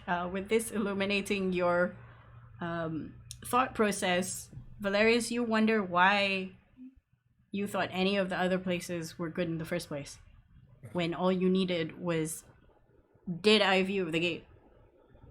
Valerius is he has too many thought processes going on at the same time. It's like, oh, this could be good. I did forget about the main point of this thing. Oh, Okay, God. Yes. next This I can need... see the whole cul-de-sac. You don't have to see the whole cul-de-sac. Okay, now I need you to make an investigation check to find a nook where you can nestle Floaty in without him being interrupted or found out. Okay. Both of Come us? on. Big money, big money. Come Either on. Yes! 22 is very good. Alright, we'll just go with that. Behind the lamp that is facing the house it looks like somebody sort of crashed into it, so there's a dent, and you look at Floaty and you think, it's like a piece, like a perfect fit. You're I wonder flat why. and concave. This It's almost like as you if we could have made this ourselves with the Exactly. tools that we brought. you slot Floaty in, and it's just nice that from the distance of the gate or anybody passing by, and if they don't scrutinize it, they won't know. Valerius will also make a note of what the color of the lamppost is and whatnot, and later repaint him so it's even more camouflage. It's just matte, Oh, it's just matte. black, Okay, cool. same color as Floaty, because he hasn't been repainted, right? He's still Black, yeah. yeah. Young Matthew. Yes. Excellent. Matthew Black. Yeah, okay. I'm going to flip the scene to Wendigo and Morgana. Alright. Hopefully we bought Okay. enough time for y'all to come up with a plan. Yeah. Okay. Okay, we mute now. Yes. Meet me BRB, go bathroom. Okay, Wendigo and Morgana. I'm gonna start you at the front of the depot, unless you have other ideas.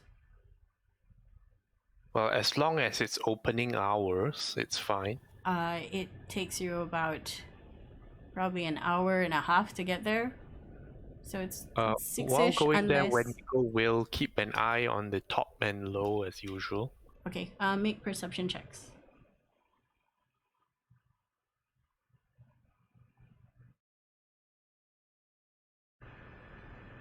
$21, very good. You look around you. You see the usual guards. You remember one of the guards that you saw the first time. They look like they're just starting the shift.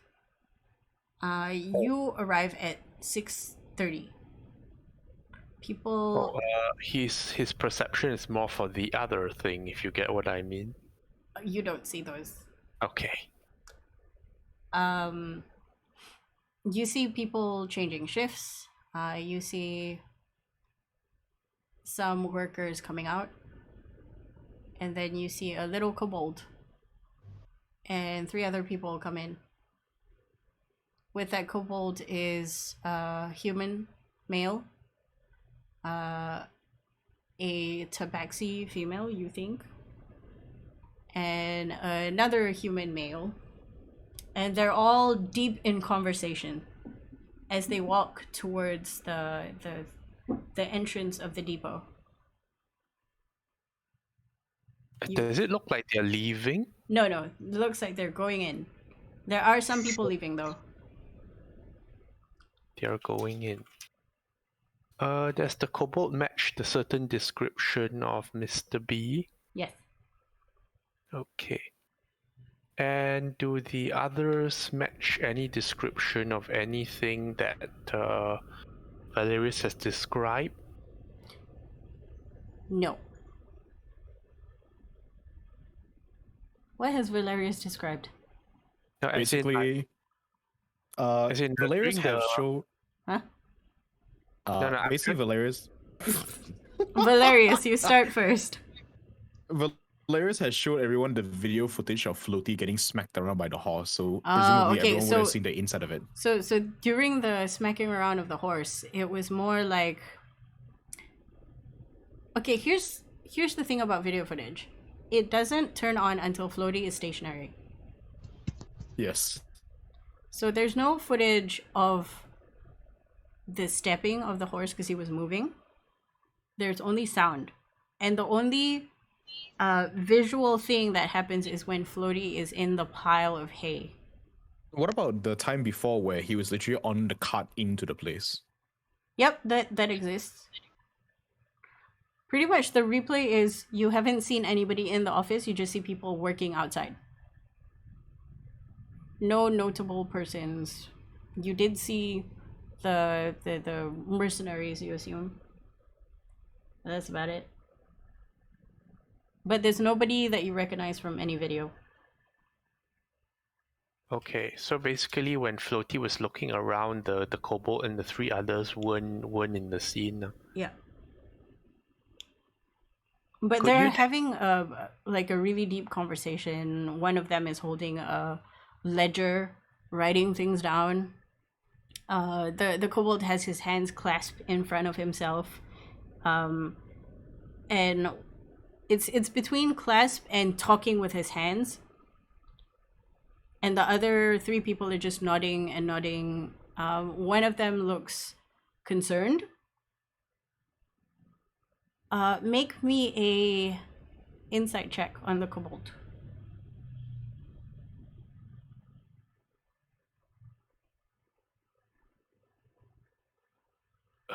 Kat, are you there? Yeah. Okay. Do I need to make the roll too? If you're watching, yeah. Oh, which one I did again? Insight. Inside. Ugh. He just looks annoyed at something. Like he's talking very quickly. You can't catch what is being said. So what do you guys want to do? You're at the front door. Could you describe the others a bit more? Like, because like frankly, to Wendigo, it's like humans need a really good description to stand out as anything unusual. They're wearing basic attire. Basic office attire. They all look like they work inside an office. One of them has brown hair and wearing a hat. The other one has slightly longer brown hair, no hat. He's the one holding the ledger and writing it down. The tabaxi is like black coated through and through. And Floaty's with the other group, right? Not with us at all, right? Yeah, Floaty is with the other group. Okay. Let me just look through my options. Do I have anything interesting in my inventory? Morgana, you have a plan? Um, if he's annoyed, I'm thinking maybe we don't talk to him first. I'm thinking that too. Yeah. He's probably currently go- moving slowly, and eventually he disappears into the building. So probably Oh, try it doesn't. It's not a conversation that lasts very long, is it? It's a walk and talk kind of thing. Oh, okay. Walk and talk. I would suggest if he's grumpy, that we try and see somebody else who would seem more open to talking to us. Oh, yeah. I guess we could just stroll in and take a look around before deciding to do anything else. Yeah. Is there other like? Can you describe all the other people who are around there? Is there like a room, a path, something? You can't tell because you're still outside the gate at the moment. There's a security guardhouse with 2 people inside, and there's several other guards outside. There are carts going in and out. There's a constant flow of traffic of maybe 1 cart per 5 minutes in and out. Oh. You see inside from the entrance that people are moving, cleaning horses' hooves, unpacking the insides of carriages that have been left there. You see carriage drivers embark and disembark, taking new carriages out, moving to another area of the sub. It looks like it's operating at peak capacity. It is bright enough for you to be able to see everything. Okay. Are there people casually going in? Make a investigation No. check. I'm seriously just looking at the front entrance. Are there anyone just walking in? The thing is, there are carts, and aside from the 3 people that just rocked up, you don't know. No, as in I literally do not see any members of the public walking in and out of the building from the front entrance. There are people moving in and out, but you don't know if they work there or if they're members of the public. Oh, is it nobody? Like we are on the streets now, right? Yep. So is anyone else from the streets going inside? Yes. Okay, there are people from the streets going inside. And what is the procedure? They go to the guardhouse, they sign in, and they go in. Oh, okay. Some of them linger a bit longer at the guardhouse. You're not sure why. All right. So that's what I wanted to know. So he just motions to the guardhouse with Morgana and lets her take the lead. Okay. Okay.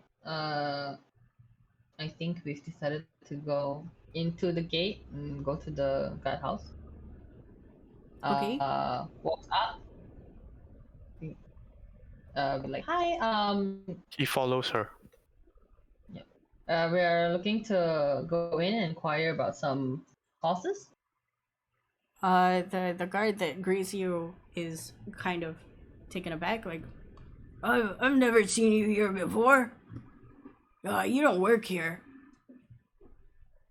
Morgana looks at him with a look of disdain. Of course I don't work here. I'm trying to inquire about horses. Do you have any, like, papers or something? I think. And then he nudges a guy at the side. Hey, can you go and see if they're expecting anyone? Can you... He turns back to you. Can you just write your name here? Morgana, damn. Don't write my real name. It's up to you, man. Morgana quietly whispers to Wendigo, real name?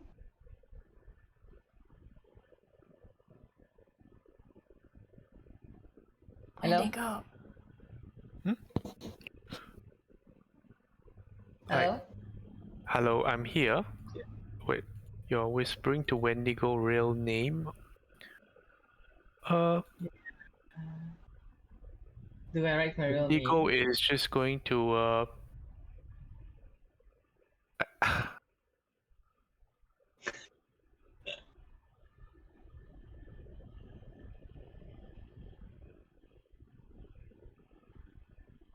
Hello? No, I'm thinking. Oh, okay. So quiet. The guy is looking around for his friend to come back. Because actually this should be Morgana's decision, not Wendigo's. I mean, It's like the problem is, out of like DM to player is like Morgana is the smart one and Wendigo is not the smart one. but see, Wendigo is a lot more cautious about these things. Morgana, like a person on the high street. Okay, in that case Oh. he'll shake his head. Okay. So takes the paper, writes down. Jessica Jessica. passes paper to Wendigo can write, right? Yes, Wendigo can write. Okay. He's Passes paper fully to literate. Wendy. Okay, passes paper to Wendy. The guy's like, you too, sir. And then he takes 2 passes that says visitor on it. And just as he does, the friend comes back and shakes his head. And then he looks at both of you. Can you also put the reason that you're here so that we have records? Okay. Morgana writes down. Want to buy horse. Not gonna Passes lie, paper back to the guy. that is the weirdest request, but we've had weirder, I guess. He gives both of you a tag, essentially a lanyard that's bright yellow and about half an A5 big, very visible, says the words visitors. That's the entrance, the office is inside.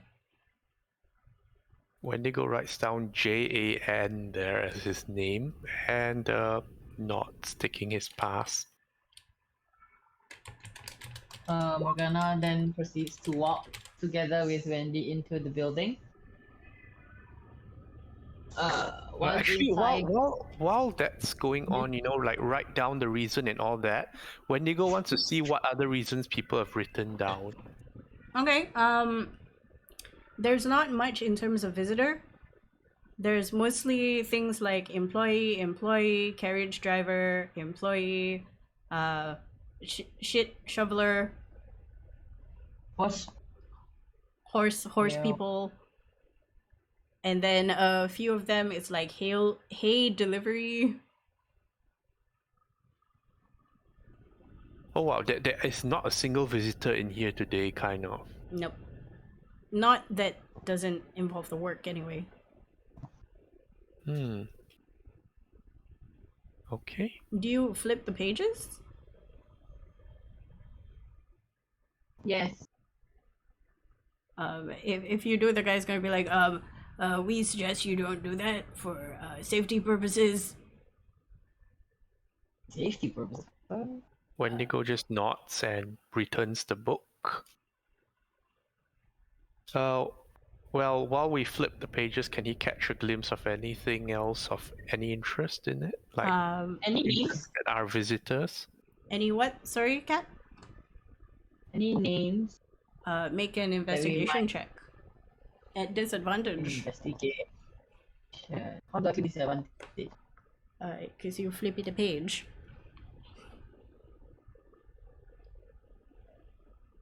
That's a Okay. 9. Your first page is just like, hey, people. Nobody's name catches your eye. Wendigo is looking under the reasons column. What role's Reasons. Investigation again. You roll straight if you're just looking at the first page. If you're trying to catch a glimpse of the page being turned before you got told off, that would be disadvantage. Okay, so just first page, 16. There's no real interesting like entries. they're having to do with the stock of horses, the feed. There's a cleaning crew that came in, but the name that you get is not the person who is cleaning, but the company. You don't recognize the name of the company. Nothing else looks interesting. Name, okay, the name of the company has nothing to do with the maid's one or whatever. No, not a different thing. completely different. Okay, that's fine. Okay, you'll follow Morgana's lead. Morgana walks into the building. As you walk in, on your left side, you see a lot of carriages that have parked. There is, towards the edge of that left side, I would say your peripheral would be like 145 degrees left. Is like a seating area for carriage drivers. To the front of you is a whole paddock. To the right of you, there is what you recognize to be the VIP room, and attached to the VIP room behind it is a set of offices with blinds closed. Okay. Any of the carriages have horses? Sorry? Any of the carriages have horses attached to them? Yes. Some of them are still either in the process of being cleaned, where the horses will slowly be taken off the carriages into the paddocks, or they are ready to be shipped out. Are there people near the ones ready to ship out? Okay, the clean horses. In the clean otters? What? The clean horses. Oh, the clean horses. There is a guy brushing down the horse, while another person is getting ready to exit another exit, essentially going on their route for this evening. There's Okay, maybe two or three of those. While Morgana's looking around, Wendigo would like to try and see like what is the security detail here like, and is anyone going in and out of the VIP room? The VIP room is currently empty. Security detail, make me a perception check.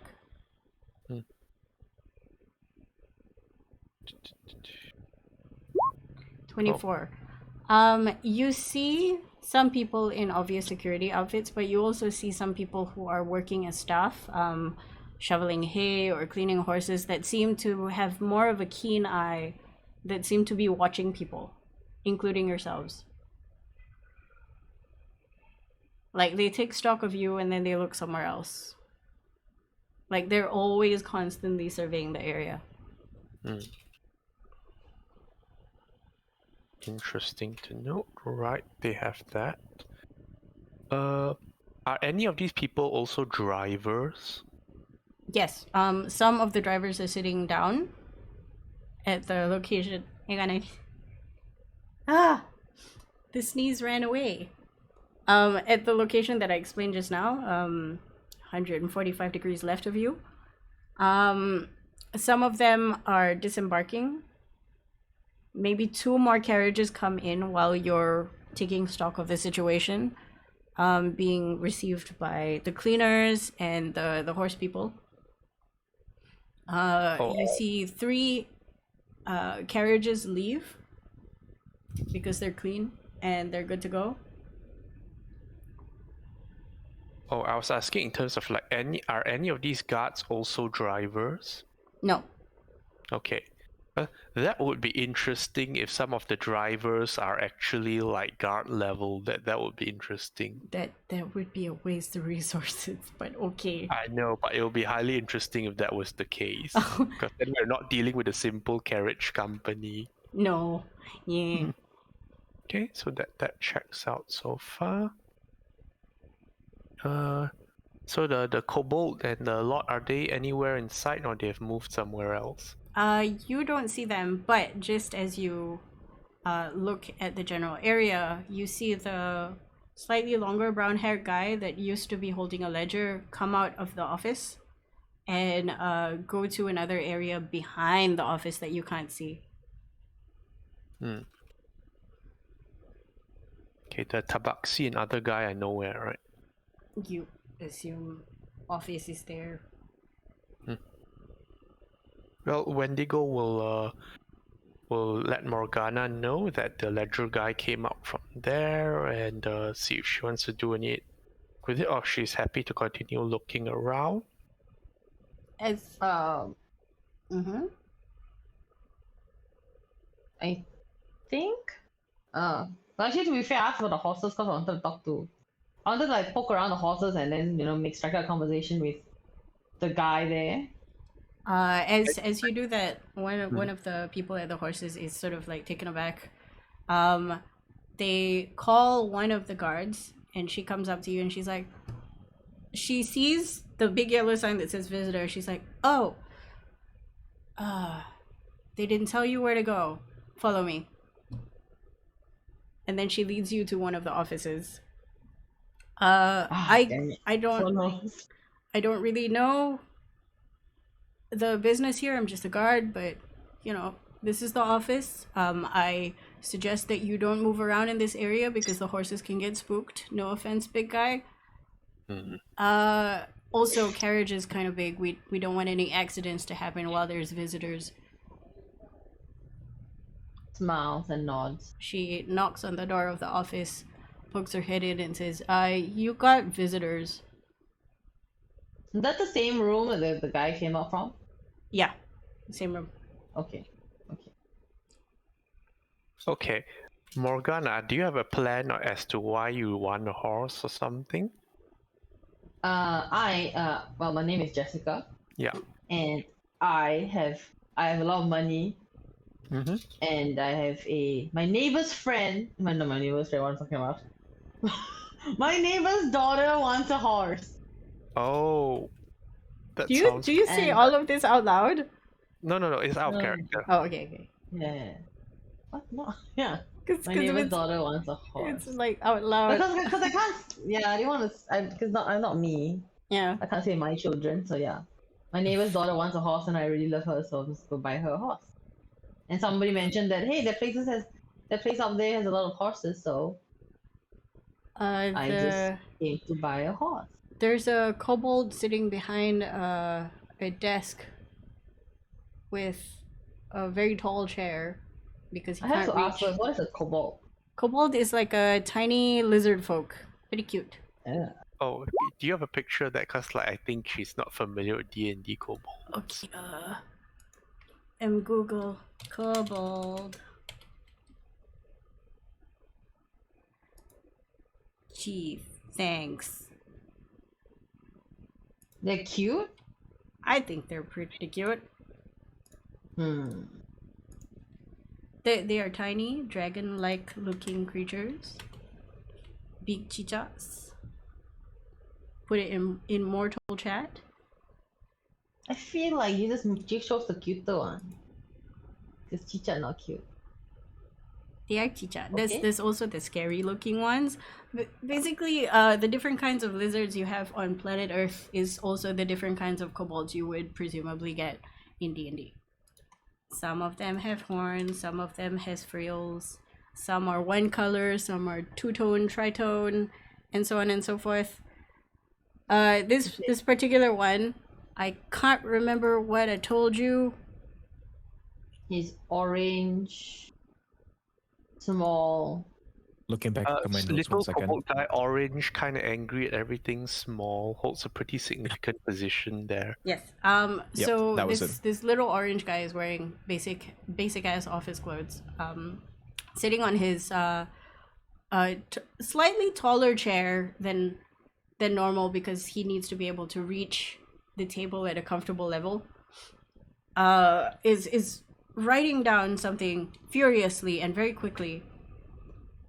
And he has the angry eyebrows, and then he looks up. He's like, I didn't realize we were gonna have visitors. Morgana just walks in. Please have a seat. Have a seat. What's your name? Jessica? Pleasure to meet you, Jessica.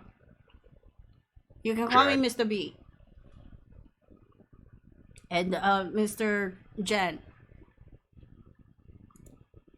Okay, alright, Mr. B. I am here because I was told that I could buy a horse from here.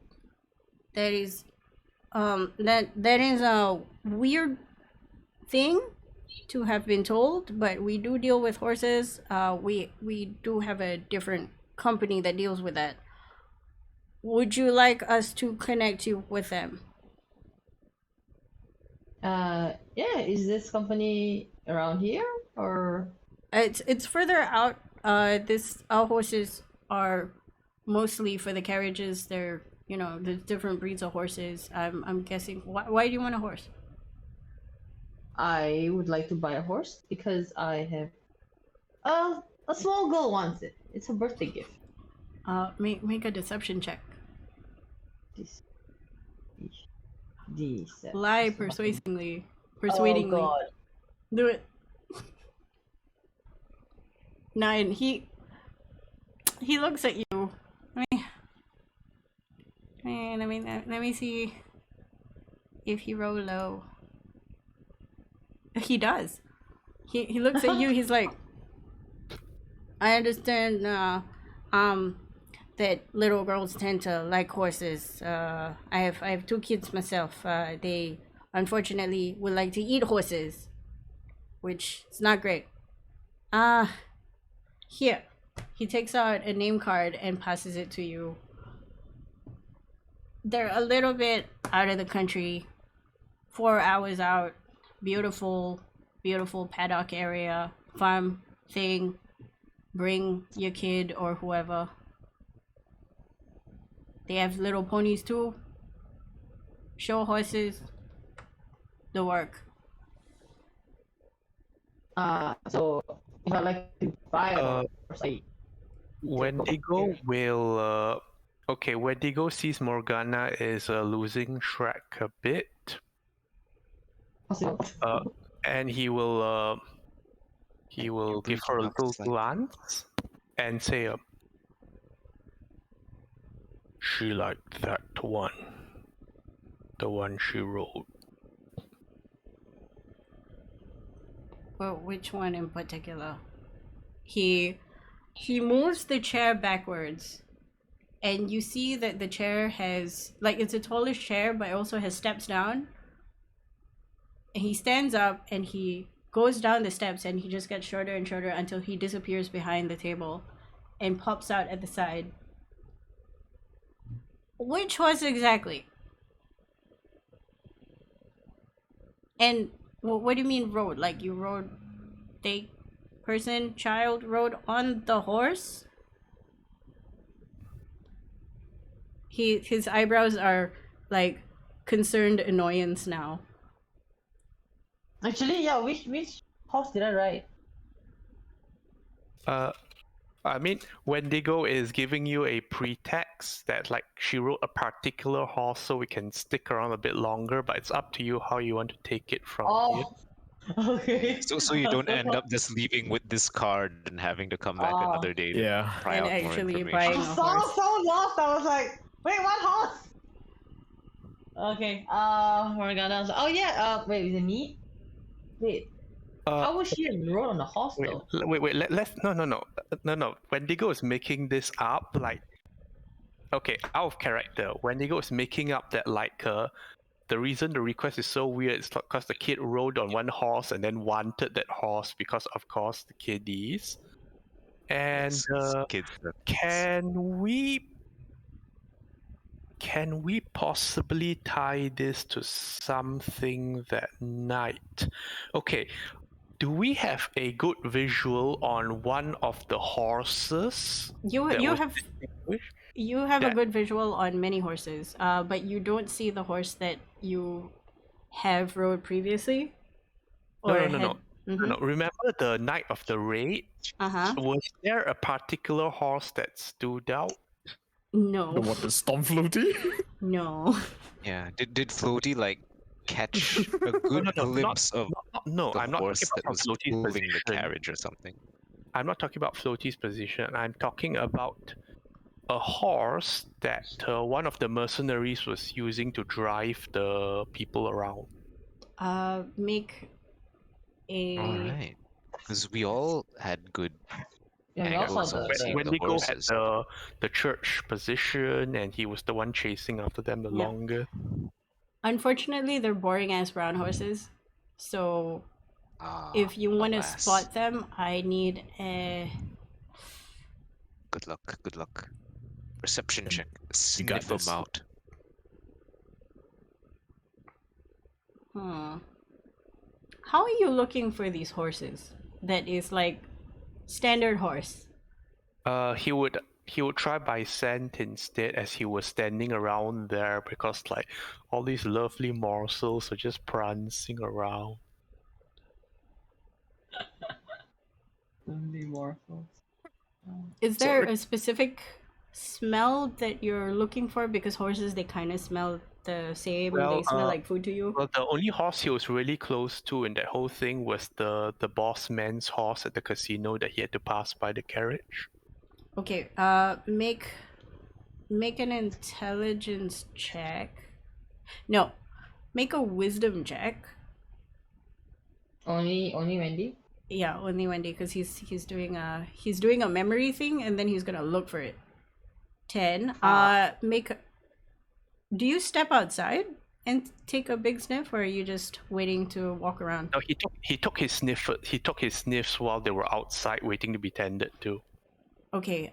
While you were in that particular vicinity, because there are more horses at the back, and there are 3 other entrances / exits, you didn't catch any smell that you find similar. Any similars? Okay, when Jan will groan a bit on that. Brown. Both of you make a perception check really quick. Okay.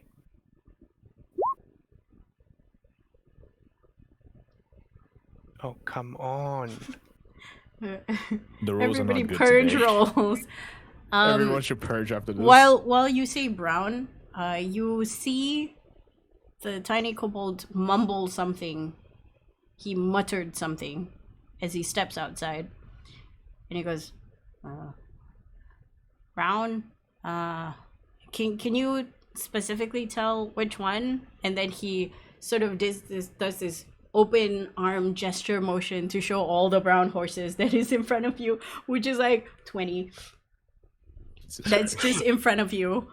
And then there are like, the cow looking horses, the black beauty horse, like further in front. Big old Clydesdales. They're all Clydesdales. What am I talking about? Wendy can't smell this familiar smell, right? Well, No. Wendigo has just been invited to identify like 20 horses. Okay, can he take a better sniff this time, or a better look? Sure, what? Okay, what the guy is going to do is he's going to walk you through the whole place, because he wants to know which horse as well, so he can cross-reference. Okay, that's perfect. Just Wendigo FYI, I will say 75% of the horses are the brown horses, with the white socks and the white in front. And they all look the same. Okay, what if, see, Wendy might not be able to remember the horse, but the horse might remember Wendy. Oh dear lord! Just walk up to see which one's scared. I mean, here's the Identify thing. which horse. They're all scared of Wendy. The Reacts only reason differently. why they're not freaking out right now is because they're trained enough to not freak out, and they're being brushed at the same time. But when you walk, you can see the horses like ears back and stomping the ground like this is a predator. I don't like it. There's some Why- scary shit I here. didn't come here. I didn't join this force to be harassed like this. All of this is in horse. Oh, that's lovely. Okay. Oh, Well, cool. will this give him a much better chance at identifying the horse that was driving the masked carriage? Not at all. The problem is it's all the brown horses. No, he sniffing. Yeah, they all smell the same. It's not like a particular horse has particularly sweet smell. They're all fed the same thing. They all live in the same house. They all shit the same shit. One of them stepped on a bug once upon a time. Oh, Bob Lottie. I need to think. Any ideas from anyone while I'm thinking? Out of character. Maybe lah. Can you like go around the horses and maybe one of them has like a prominent spot somewhere on their mane or something, and maybe you can just say, "Oh, it's this one," you know, because it stands out slightly a bit more. The kobold looks at you and goes, do you remember when you rode this horse?" Yeah, Yeah, just that say, was the like, next thing I was thinking, but that might be better. Just say that, oh, they were at so and so hotel at roughly this time. But if it triggers the same time and stuff, wouldn't he know that clearly it's not the girl riding the horse? okay, I need to.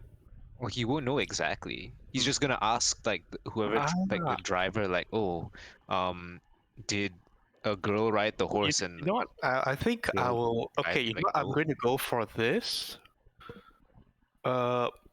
He will. He will be a bit sheepish as he answers. She rode the one she saw at the casino. He'll give the date and time where the thing is there. Well, and like, sheepish sounds natural, and it makes sense because, like, of course he's sheepish because he wasn't supposed to be taking her out so late at night, kind of thing. But he will give that time and the casino and the date. Make a deception check. Huh? Deception You guys check. got this. Perception. Okay. Okay. You guys Okay, can very do good. this. He was Nice. casino.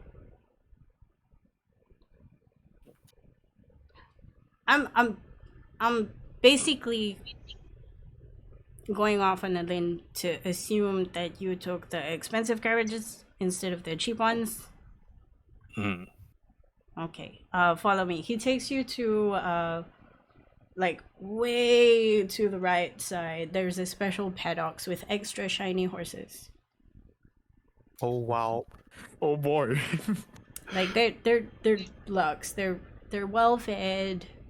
They still eat the same food, but they're like super brushed. They're the wagyus of horses. So it smells tasty. That's all I'm gonna say. If you want to make wisdom checks to see if you don't chomp on one, that is on you. But they smell nice. But not something that you remember smelling that day.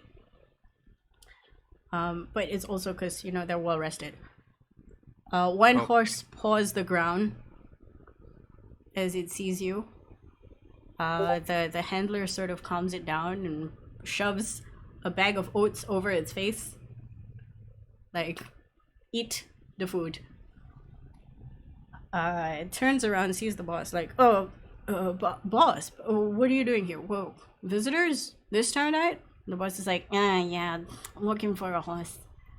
I mean, they're all brown. I can't really tell, but these are the dates. Writes down so-and-so dates. Can you give me the logs? Books come out. 15 minutes later, he looks at you. Both of you make an insight check. Okay.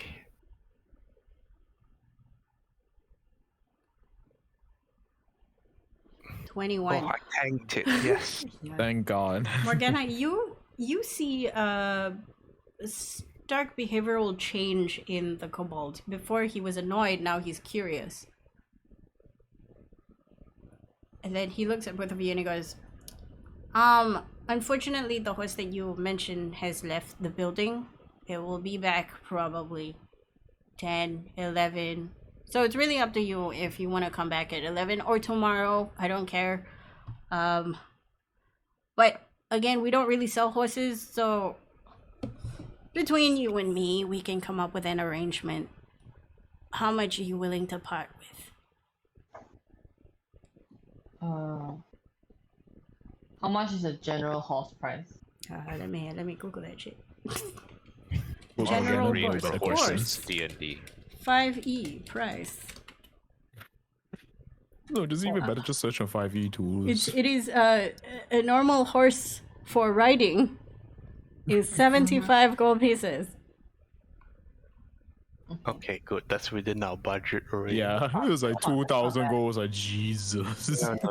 That'll be the carriage, not the horse. Yes. Depends on the carriage make though. Okay. Okay. Okay, we have an inn because well, what do you think, Morgana? I think we out of character we have an inn here, since if we come back to see the horse, we would also see the carriage. And actually, Shah DM, from what you can see, are carriage drivers dedicated to a particular carriage? So far, because you've been here for a while now, you saw people come in, step off the carriage, go somewhere else, pet the horse, sit down on the waiting area. You saw that carriage being cleaned, and another person will take over that shift. Oh, right. That's not so handy. Plus, you remember that the person driving the particular carriage that you were thinking of is probably one of the mercenaries because they were in full garb. I know, but wouldn't it be interesting if he moonlighted or daylighted as something else? He's I don't know. actually also a carriage driver. I know, right? That's why he got picked for the job. Sadly, goes back I to only work with a dead I guy only next to have you. combat skills, crashes the car. Does not have land vehicle proficiency. Okay, but yeah, back to our character again. Do you think it's how can we move this further? Like, we can come up to arrange. We can possibly come back and see the. Wait, the horses switch around also with the carts, right? So it wouldn't really go back to the same guy or even the same carriage. Yeah. Do the carriages have like number plates? Carriages do have numbers on the side. But the horses also have names. But horses also have names. Actually, let me look at this thing. I need to. Oh crap! I'm not the totem barbarian. Those actually have to speak with animals. One of the things that Morgana can do is be like, wow, you actually managed to identify the horse based on where they are and what time it was. You must keep very good records. And then he might say something affirming that, like, yeah, we're very serious here, and that opens the door to maybe sneaking in and looking at the records. Not that, yeah. Although that might just give us information like rented by Ursa Corpus at so and so time. He clears his throat again. We're discussing OOC. Sorry. How much are you willing just to give part him with? an amount. It's a birthday present for a girl. The 200 gold, something like that. 150 gold is good enough to double the price. Is that a good enough? Make a Number? persuasion check. Purse. 150 doesn't sound like persuasion. It's more like bribe. Straight up Persuasion. bribe. Oh, he looks at you and he's like, I don't know.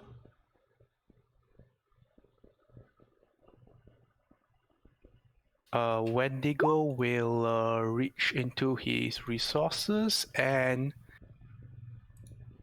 Oh wait, actually, oh she stopped. Wait, what? Oh, that's Bosk. He'll take out 50 and add it as well. It's very precious. like I said, this is a off the books, so I have to. The payoff gotta be a little bit higher if I'm gonna risk my job and my title. You know?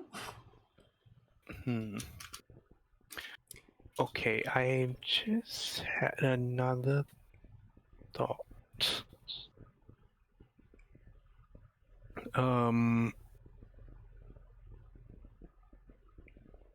I had an interesting thought. Morgana, how much gold do you have on you right now out of character? I don't know. I Check your money right now. I haven't been keeping track. I would have been holding all the money that I have, like, because I haven't spent any money. Yeah, what's that amount? 400, I guess. 400. You have. Okay, so as in 400 after you took out 150, or 400 is your total? 400 total. Okay, you know what? You take out 400. Wendigo takes out 100, and we say we would like to add in the lovely carriage driver at that time that let her play with the horse because she would love to see him again. Damn, son.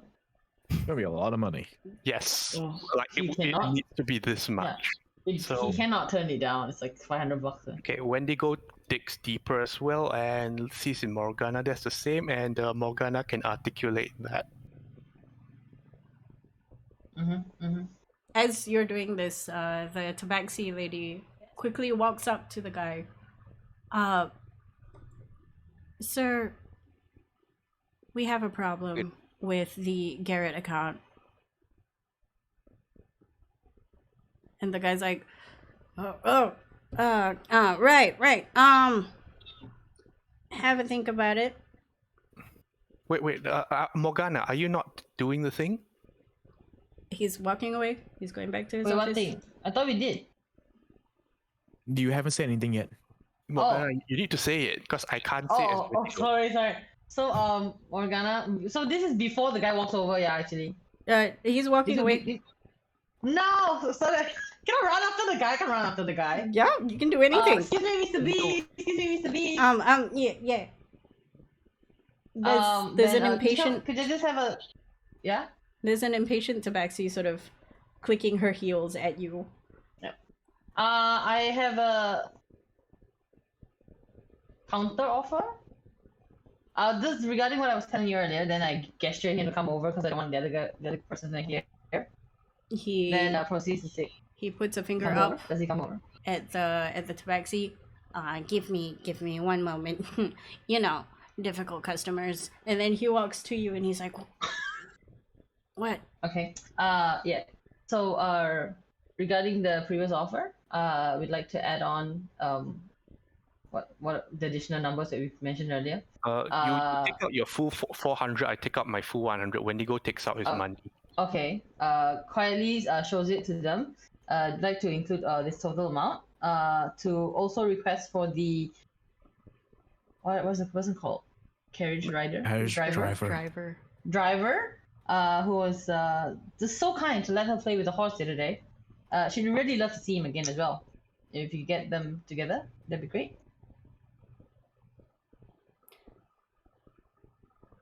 He puts a finger up at you this time. The face of consideration goes to the tabaxi and goes, I need you to find me the person who drove the carriage at blah blah blah date. What was the time again? Wendigo gives that exact time, which I think was something like 3 a.m. or something. The DM can correct me if I'm wrong, but that time. Something like that. At 3 a.m. Don't look at me. Reasons, alright? And she's like, fine. Can you just deal with the Garrett account, please? And then he's like, yeah. Just give me the name. And then goes up to you. I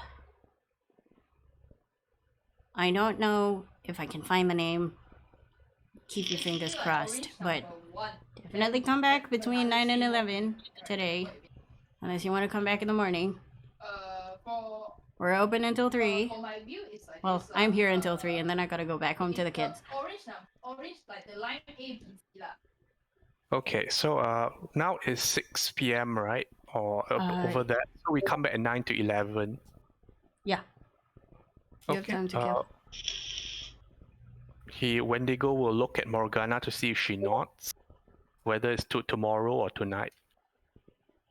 I think tonight is better because he's likely to be more alone and more private to talk stuff.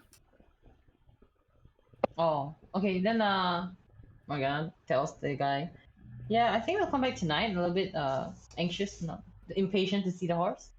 Can't wait to make the little girl. Can't wait to see the smile on the little girl's face. You know." He nods. Wendigo nods. So in the meantime, you know the exits. We cannot have visitors roaming around the place because we have really big horses, and you might get stomped on, which would be really bad for our company because we don't. It's a liability. I'll see you later. all right. See you later. Stands up and leaves.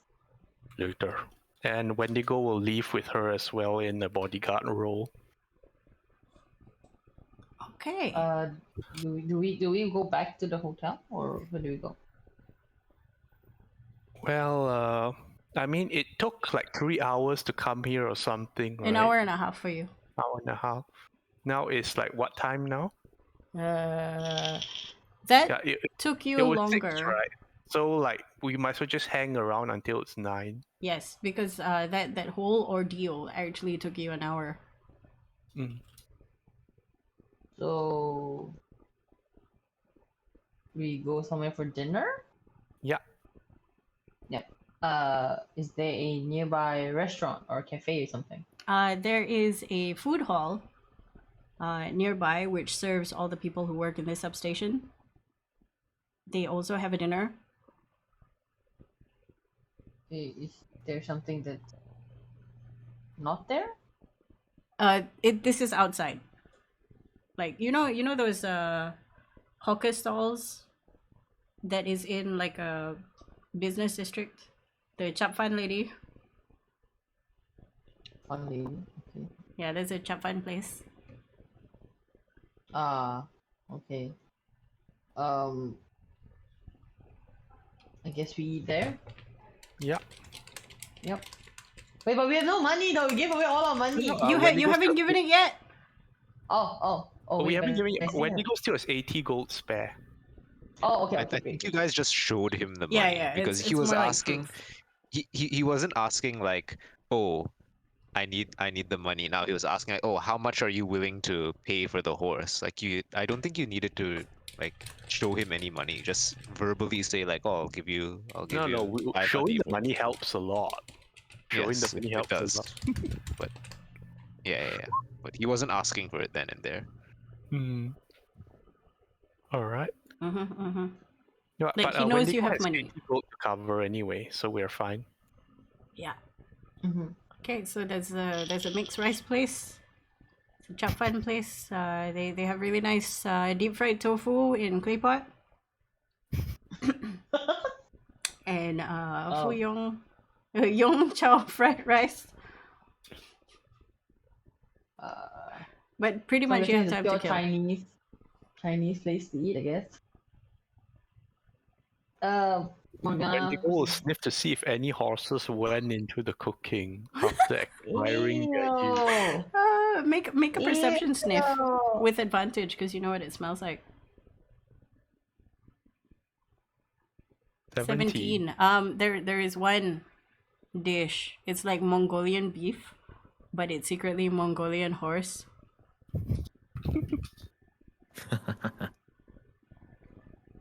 Served with rice.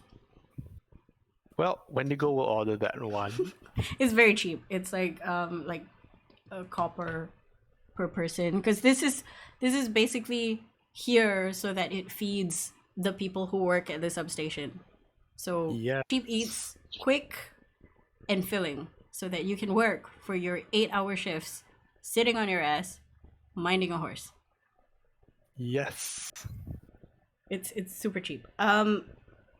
Around you hear people talking, complaining about their job.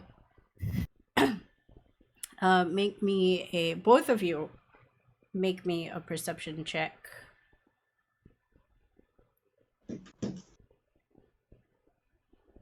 22. 22 is very good. Actually, both are very good. You hear somebody say, it's sort of a very hush whisper, but near enough to you that you catch. I don't understand why every so often we would see like a bunch of bodyguards in the VIP room. Like, isn't that dangerous? Why would they do that? Also, they bring chicks and sometimes dudes. And then the other person's like, do you think they're like hookers?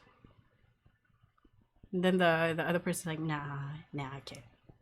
What's the boss doing with us? Kind of. They're hot though. That's all you hear before they go back to their economy rice.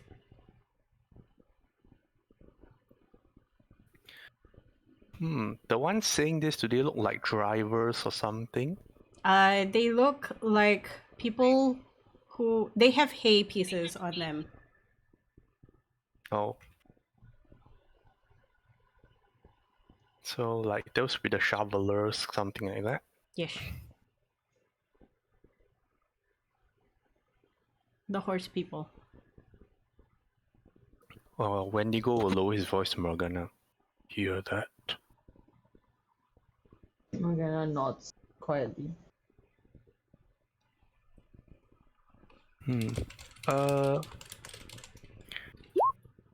Continues eating.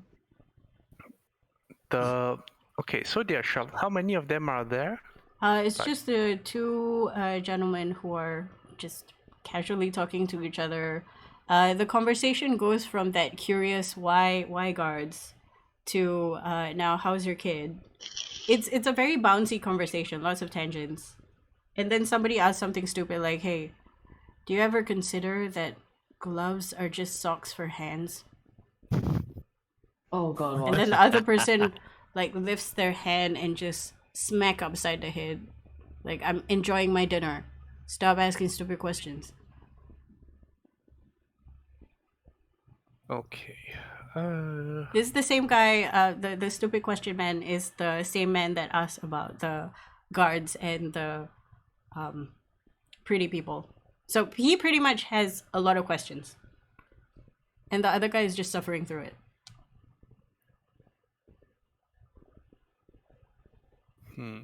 I can imagine the scene. Just shut the fuck up. I want It's to like, eat I'm my food in trying to peace. God eat. damn it. Like, this tofu is delicious. You're ruining it.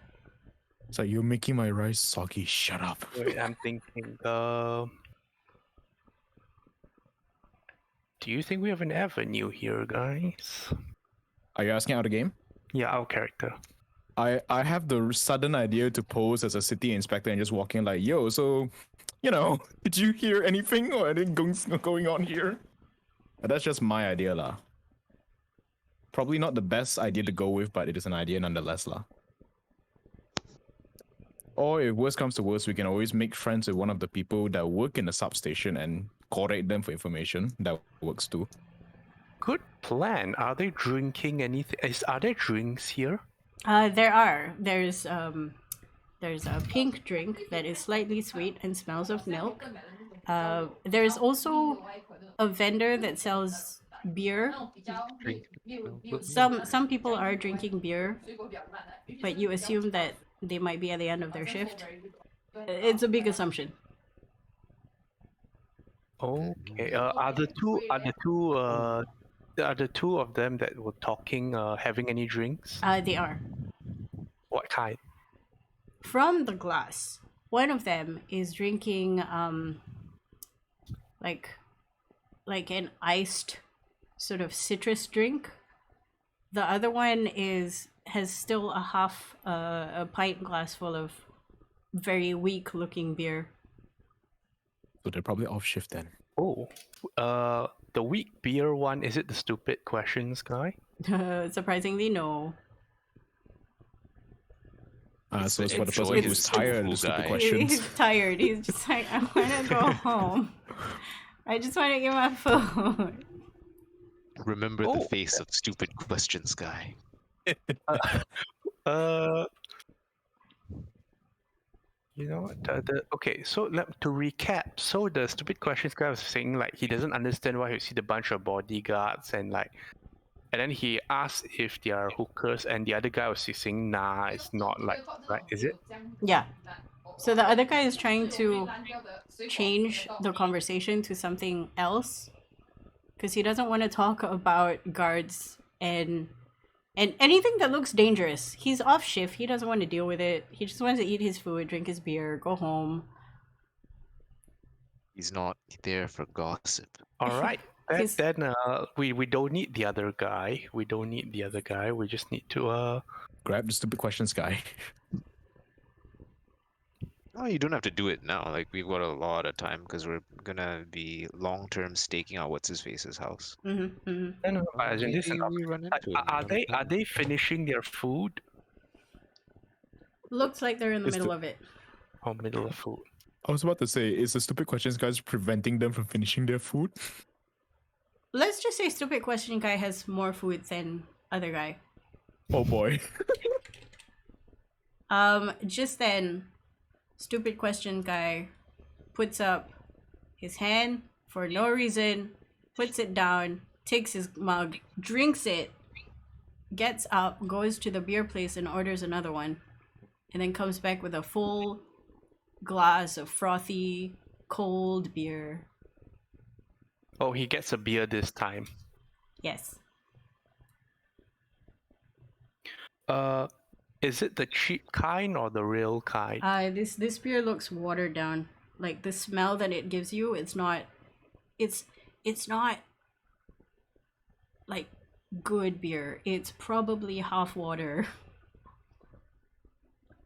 Like you think it started in a way that they used the beer to kill the bacteria in the water, and then they just added a little bit more beer so they could sell it at beer prices. Very economical. Big brain. All right. Wendigo will walk his way over to the beer cellar. Mm-hmm. Okay, so what's the stall like they're having? It's pretty much just kegs behind. There's sort of a scrawny looking woman. Her apron is kind of dirty, but she has like guns from carrying big glasses of beer. And behind her is just kegs that haven't been moved yet. And there's a door for her to exit if she needs to. She turns around to you and happily goes, "Hi, how can I help you? We got Wendigo? beer and we got beer." Beer from a bottle. Oh, we don't serve beer. It's just from the tap, mostly. No bottle. He'll take out a gold piece. I mean, I can put it in a bottle, but I don't think that's what you want. They don't have the authentic shit. Oh no. It's just kegs of, like, it's just kegs, lots of kegs. Give me a moment. He'll nod and take his leave. Then he goes back to Morgana. He says, "Going to get a drink. Talk to the questions one if they start leaving. Useful." And he will. I'll let Morgana respond first. Oh. Actually, Morgana did not understand that. Talk to the who and what? The questions one. Yeah, Yeah. basically, Wendigo thinks like the guy loves to ask silly questions, so it should be really easy to talk to him. So he's saying like if the Yes, he's person very leaves, chatty. if the person leaves, then you chat with him. Simple enough. Wendigo is gonna get a real drink in the meantime. But where are you gonna get the real drink? There's no drink. The beer place. Somewhere else. Like, Another- was there anywhere else Oh. nearby that has actual alcohol? You can ask the people around you if there's a pub Yeah. or a tavern. Actually, did he see a pub while coming here? Since like it's not the first time he's been here. On the way, yes, but it is also about a 15-minute walk from this particular Chapfine place. Food hall. Yes. No, a 15-minute walk, like a It's 3-minute pretty run far. for you, yeah. right? 15-minute walk. Okay, now DM Matt's time. What's your rate of eating food? Let's just say as you pass by, you hear another dumb question. Hey, you ever think the cat that's in the poster that says "keep hanging on, eventually let go"? Oh boy. And then the Okay, guy's like, "Fuck, Well, damn it!" actually, Wendigo will sprint for it. Okay. I'm Guys. gonna say if you sprint, you're gonna get there in like 7 minutes. Buy a beer. hang on. Food hall normally, then sprint, then come back after get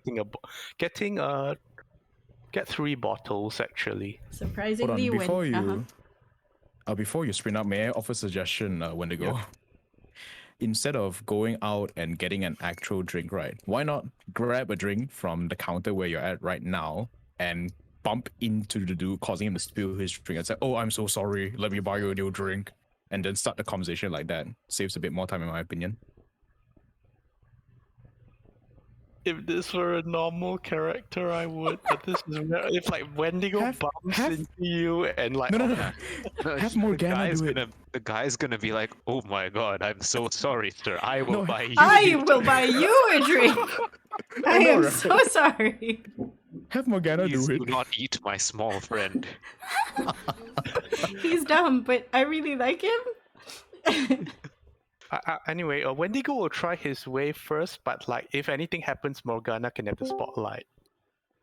I know what you're saying, but it's just like if Wendigo did, it crossed my mind as well. But this is Wendigo, and such things are terrifying. Too It's like, intimidating. oh dear lord, who are you? Like you know those like Chinese gangster movies where people start picking a fight. That's how they started. I know what you mean, Pretty right? It's like you much. bump into someone, the guy that gets up table is like, who the hell that sees the guy like covered in scars? Like, never mind. Okay, if that were to happen to Wendigo, right? Theoretically, what would happen is Wendigo bumps into the guy, and the guy's like, "Who the hello, sir? Can I buy you a drink?" That's actually a very good way to enter conversation as well. You know, it's like, oh yes, I accept the drink. Also, I heard you saying stupid things. Please elaborate. Please elaborate. I will never sleep if you don't. Anyway, Wendigo will try the nice way first, which is a bit strange Okay. to him. But let's see what happens. Wendigo, you take 7 minutes to run there, and it shocks a few people because you do a full tilt sprint. But on your full tilt sprint back, the same person, because it's only been like what, less than 15 minutes, see you running back with 3 bottles of beer, essentially. And they're like, that is the weirdest thing I have ever seen in my life. But while this happens, Morgana, close to you is more dumb conversations while you're having dinner. And now you're disturbed by the conversation because all you can think of is, actually, let me ask you, Morgana, what is the dumbest thing Morgana would think of when it comes to dumb questions? Like things that stick in your head.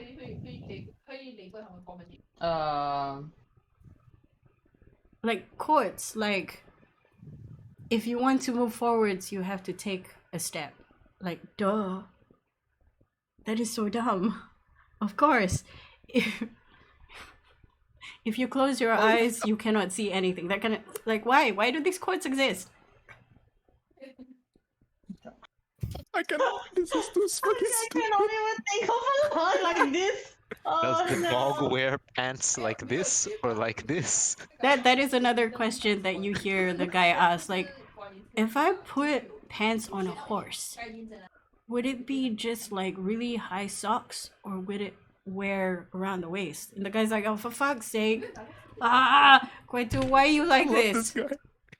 I love this guy. And he drinks his beer. Actually, make a insight check on this fellow. I don't even On dumb questions, man. 19. You look at this guy and you realize he's not asking the questions because he's genuinely curious. He's asking these questions because it irritates his friend. Oh. So he's not stupid. Like, he may still be stupid, but he recognizes that the friend is eating slower now. Waste And more time therefore- with me. Exactly. He's one of those. What is that? What did this noise? What is that?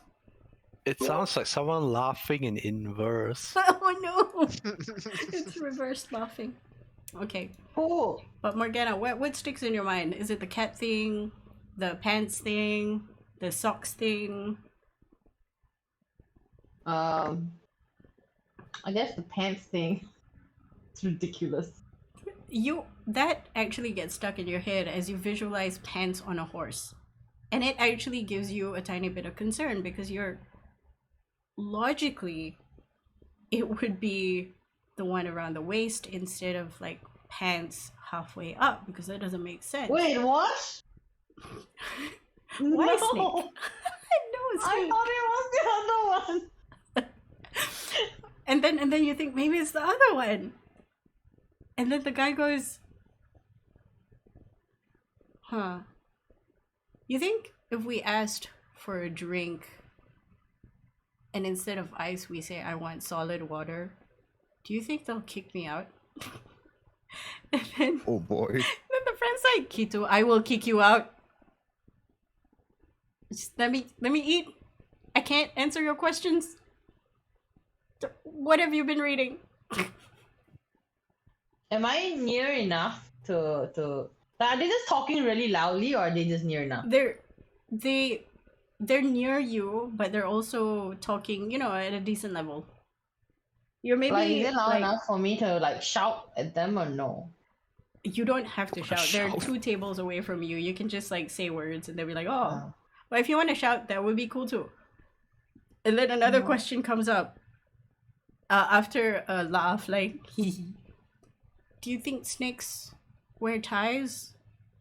Or if a snake wears ties, it's a belt? Oh god.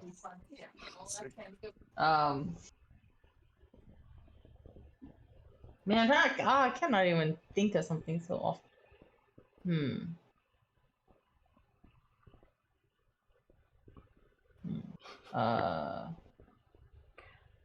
Is the snake... Eventually, I want to say something to him though. You can say anything. It's a snake? Just walk up, slam the table, and be like, "What is your problem?" What is with these questions? Is a snake just a face with a really long neck? Oh, with a really long face. Or a really long face?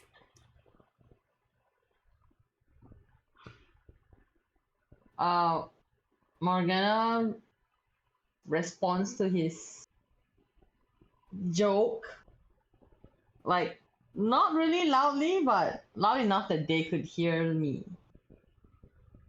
What was the last joke? What was his last joke? The snake.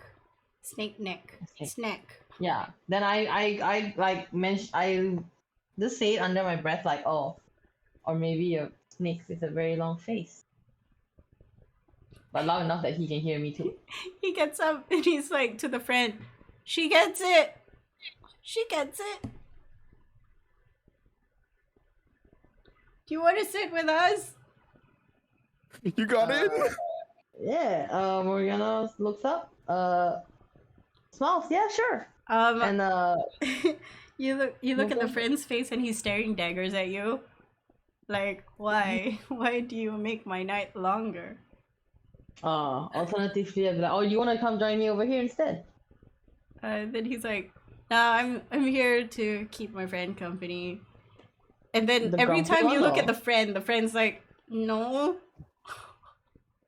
Take him. Plausible denial.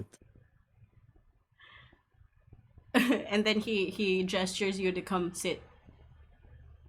Okay. Then Come on, I lady. stand. Yeah. All right, I'm coming. Stands up and moves to the table. Sits down. Do I have a drink with me? Did you? I'm assuming yes, because before you sat down, you would have bought your drink and food. Yes, I'm guessing. Unless you don't have a drink, then you can buy a drink. You Can I probably signal to didn't the order beer because the beer is bad. Yeah, can I signal You to might have like the tea or something. somebody to come over to get a drink? This is self-service. Uh, if you wave at someone, do you wave at someone? I'm trying to look around for somebody. Like, is there anybody you can see? The guy looks at you like, are you looking for someone? I'm trying to order a drink. Oh, you have to go to the place. Wait a minute, you don't come here often. Actually, what's with those wings? Yes, the important questions are being asked. Quick, dragging into deeper conversation. Sometimes I like to fly. He reaches out to try and touch those wings. I you do take a step anything? back and lightly smack his hand. He's like, oh, sorry. It's just, not often you see a broad with wings. Can you fly with them? Can I get some? And then you hear the other guy goes, stop it. Stop. Just, if you want to buy your drink, just buy your drink. Like, our shift is done. Why are we still here? They're not paying us to be here anymore. Exactly. We're just here because the DM is wasting time. But yeah, what do you how do I tell him to go away? Tell who to go away? Tell who Oh, to you're go there Someone with that's both of them. grumpy. No, you're there with both of them. Yeah, This is the- how it is now. The guy didn't actually say that. He's just like, he's tired. Oh, okay. All right. So He's then I look at important in this. okay. So then I asked like, okay, is there like, do you have any drink recommend for me? This time the guy who looks tired is just like, no stupid question, guy. I will answer this question. There's a drink over there. It's sort of pink. You might like it. Okay. Points at his glass. The beer sucks. Don't get any. What he said. That's like from a table another step away. Somebody says what Ben says. Okay. Then I just okay. Be right back. I'm get a drink first, and then stands up to go get a drink at the table. Do I have money with me? Yeah, you have all the money with you. You didn't give away your money Oh, yet. I didn't get the No. yeah, okay. So orders goes to the bartender and be like, can I get one of those pink drinks? It's a anti bandung. Oh god, Eric. She's like, yeah, what you want? Bandung ah? Okay ah? She makes you some bandung tarik. Get it like really nice and frothy, and then she gives it to you. It's super cheap. Pays the price. Walks back to the table. Then at that point when I get back, what are they doing? Guy is still irritating the other guy with questions. Other guy he has probably like 4 or 5 bites of food left, but he's chewing very slowly. Like, make an insight check on distressed man. 8. He's not having a great time. You don't know why he's chewing so slowly. Like, if it was you, you'd be chewing real fast.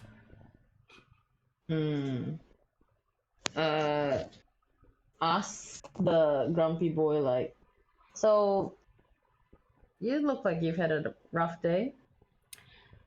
It's not that it's rough, it's that it's long. I have been working for 15 hours.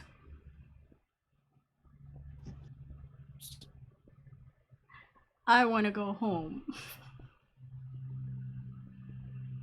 And what's stopping you from going home? I'm friends. Next to me. I'm friends with him. Actually, we're not just friends. He's my roommate. Oh, that's worse. Ah, I see. So instead of going home and being bombarded by these questions, I'll let him get, drinking. And then by the time we get home, maybe he'll be quiet. And then from the side of your eye, you see the other guy like just giggling. Oh no. Then I turn to the giggling man.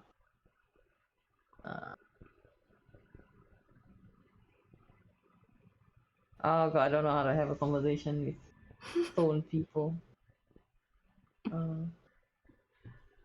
It's Bert and Ernie. I turn to the giggling man and ask him, did you hear about the light bulb party?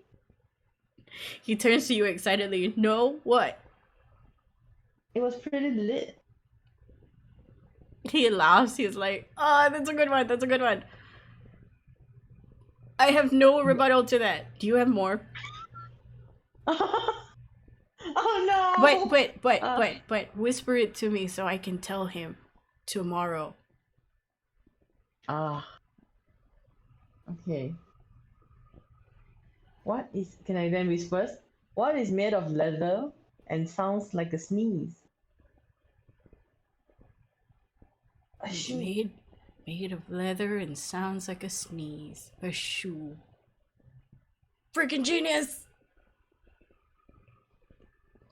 You see a glint in his eye, and then the friend has his head on his forehead, his hand on his forehead and just rubbing it, while he shovels another spoonful of food into his mouth and takes a big drink. Wendigo, you return back with 3 drinks. Whoever you passed by is very confused.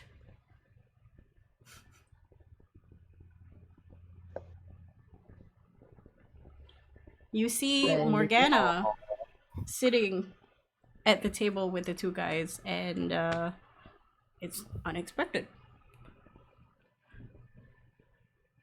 Then Wendigo will blink a bit, then walk over to Morgana and put the beer in front of her before offering another to the other 2.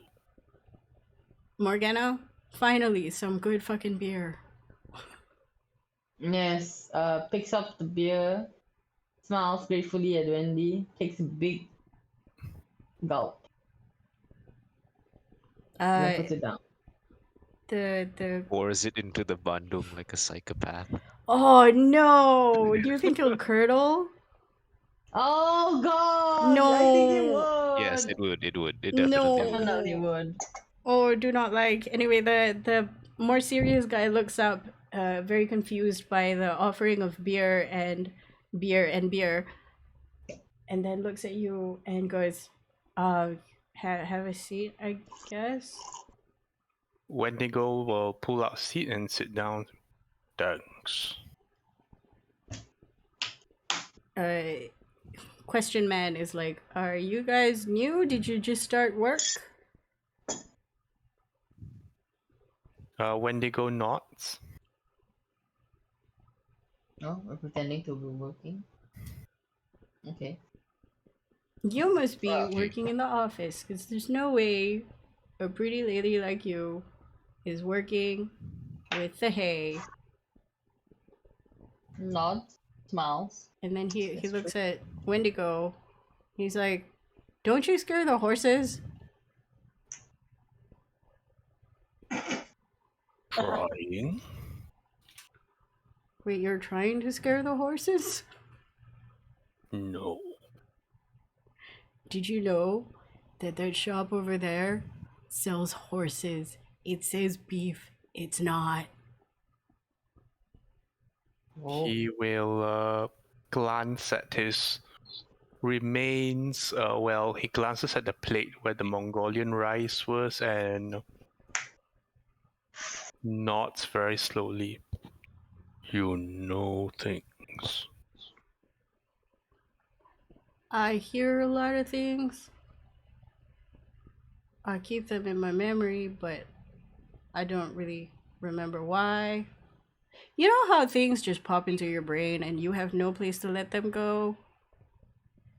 And then you hear a really loud, like, grumble sigh from the friend. And the friend's like, unfortunately for me, those brain farts are my friend. And then he puts more food in his mouth.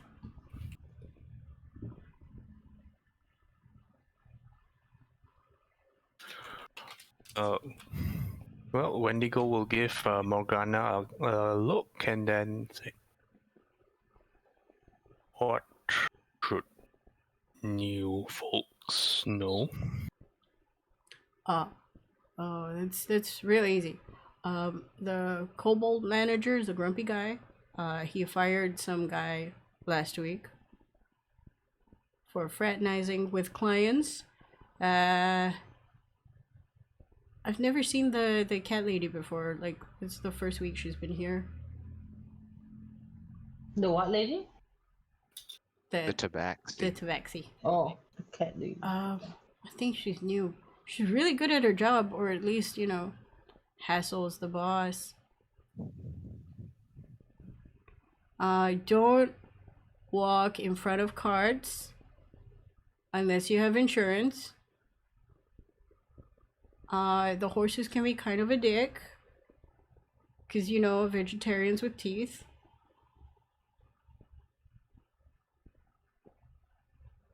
That's about it.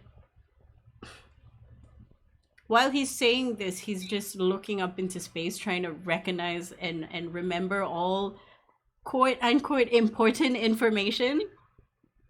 Remembering the things he learned in orientation. Yes. Is he Or, getting half of them wrong? or in real life. Like, don't stand in front of carts. Mm-hmm. VIP room is for Oh yeah, we never go there because they don't want, like, our smell in there. But I've seen a few people use it. Usually it's the boss and, like, you know, special clients. They make deals there, have meetings. Sometimes I wonder what snacks they have. Do you know who are these special clients? As you say that, you hear like a loud thud, and you assume somebody just got kicked at the bottom of the table. Oh, And then the grumpy guy is like, look, if you're privy to the information, you probably get briefed. And then he looks at Dum Dum Man and he's like, look, I know you're real friendly and stuff, but running your mouth like that, you're gonna get fired. And then who's gonna pay the rent? Me alone? I can afford that.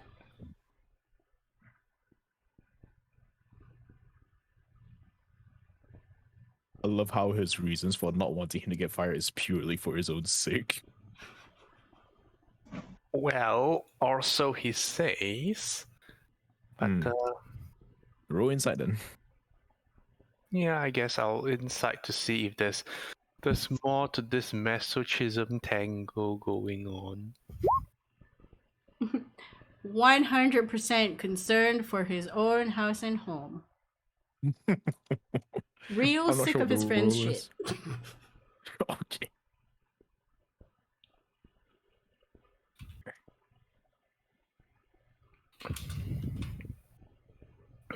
Thinking about this. Have either of the two tried the bottles of beer yet? You know what? Since I didn't mention it, not yet. The guy finishes his drink, an act which is followed by the Dum Dum Man. Questions guy. And then he picks up the bottle, looks at both of you. Do you mind? Please. There's a beautiful fizz. And then he drinks. Hey, this is the expensive stuff. Did you go down the road to the pub? Wendigo nods, or rather Jed nods with a little brief show of teeth to proper beginnings. Just, he clinks whatever it is there to clink, and he goes, "You need to work on your smile, man. It's terrifying." And then the questions man is like, "Really? I don't think it. I think it's real cute.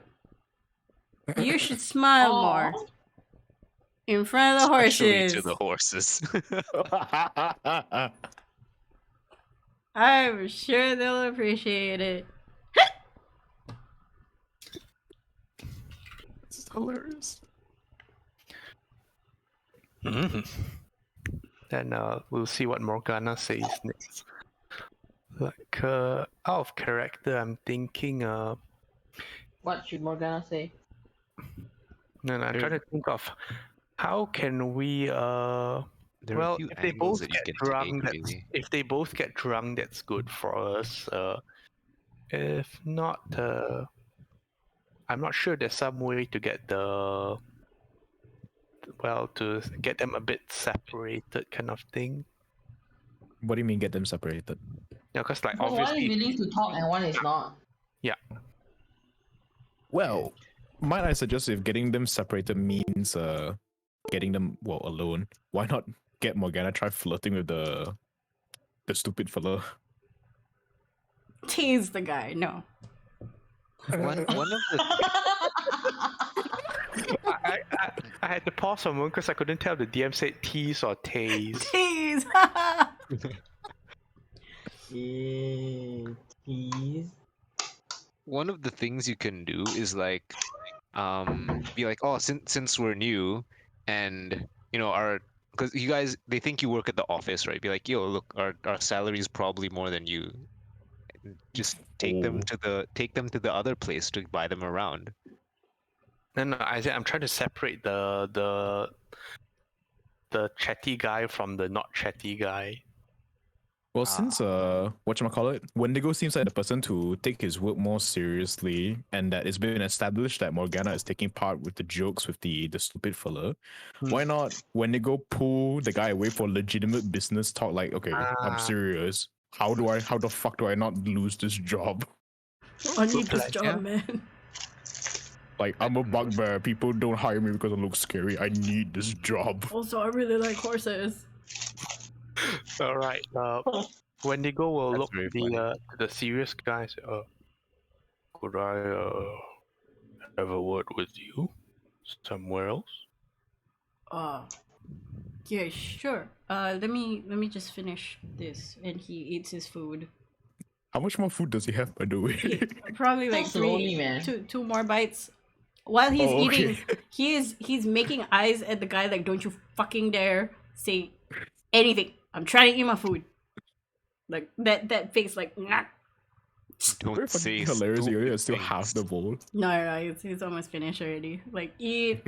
Every so often you see the guy look up and make like, "Yeah, that's it." Now No. Morgana is trying to distract the jokey guy with more joke. Oh boy. More jokes. For and then- example, how do you make an egg roll? You push it. Just FYI, anybody who's listening who likes dad jokes, go to r/dad jokes and enjoy yourself. I'm already on that page. It's very good. Anyway, the guy finishes eating, pushes his chair aside, takes the empty mugs and plates walks to the bin that holds all the dirty stuff, puts it in, goes up to Wendigo and says, I guess that corner or that corner, either one. There's not a lot of people right now. All right, Wendigo picks the nearest corner. And then from far away, as you walk to the corner, you hear Questions Guy say something like, hey, you know how every time there's a rogue, they're always in the corner somewhere? What if you run out of corners? I've been face palming this game so much that I'm fairly certain there's a red mark on my forehead now. Okay, Morgana, you are alone with Questions Man. Wendigo, you are alone with Dude Guy. And I think this is a nice place to end as you think of your questions for next week.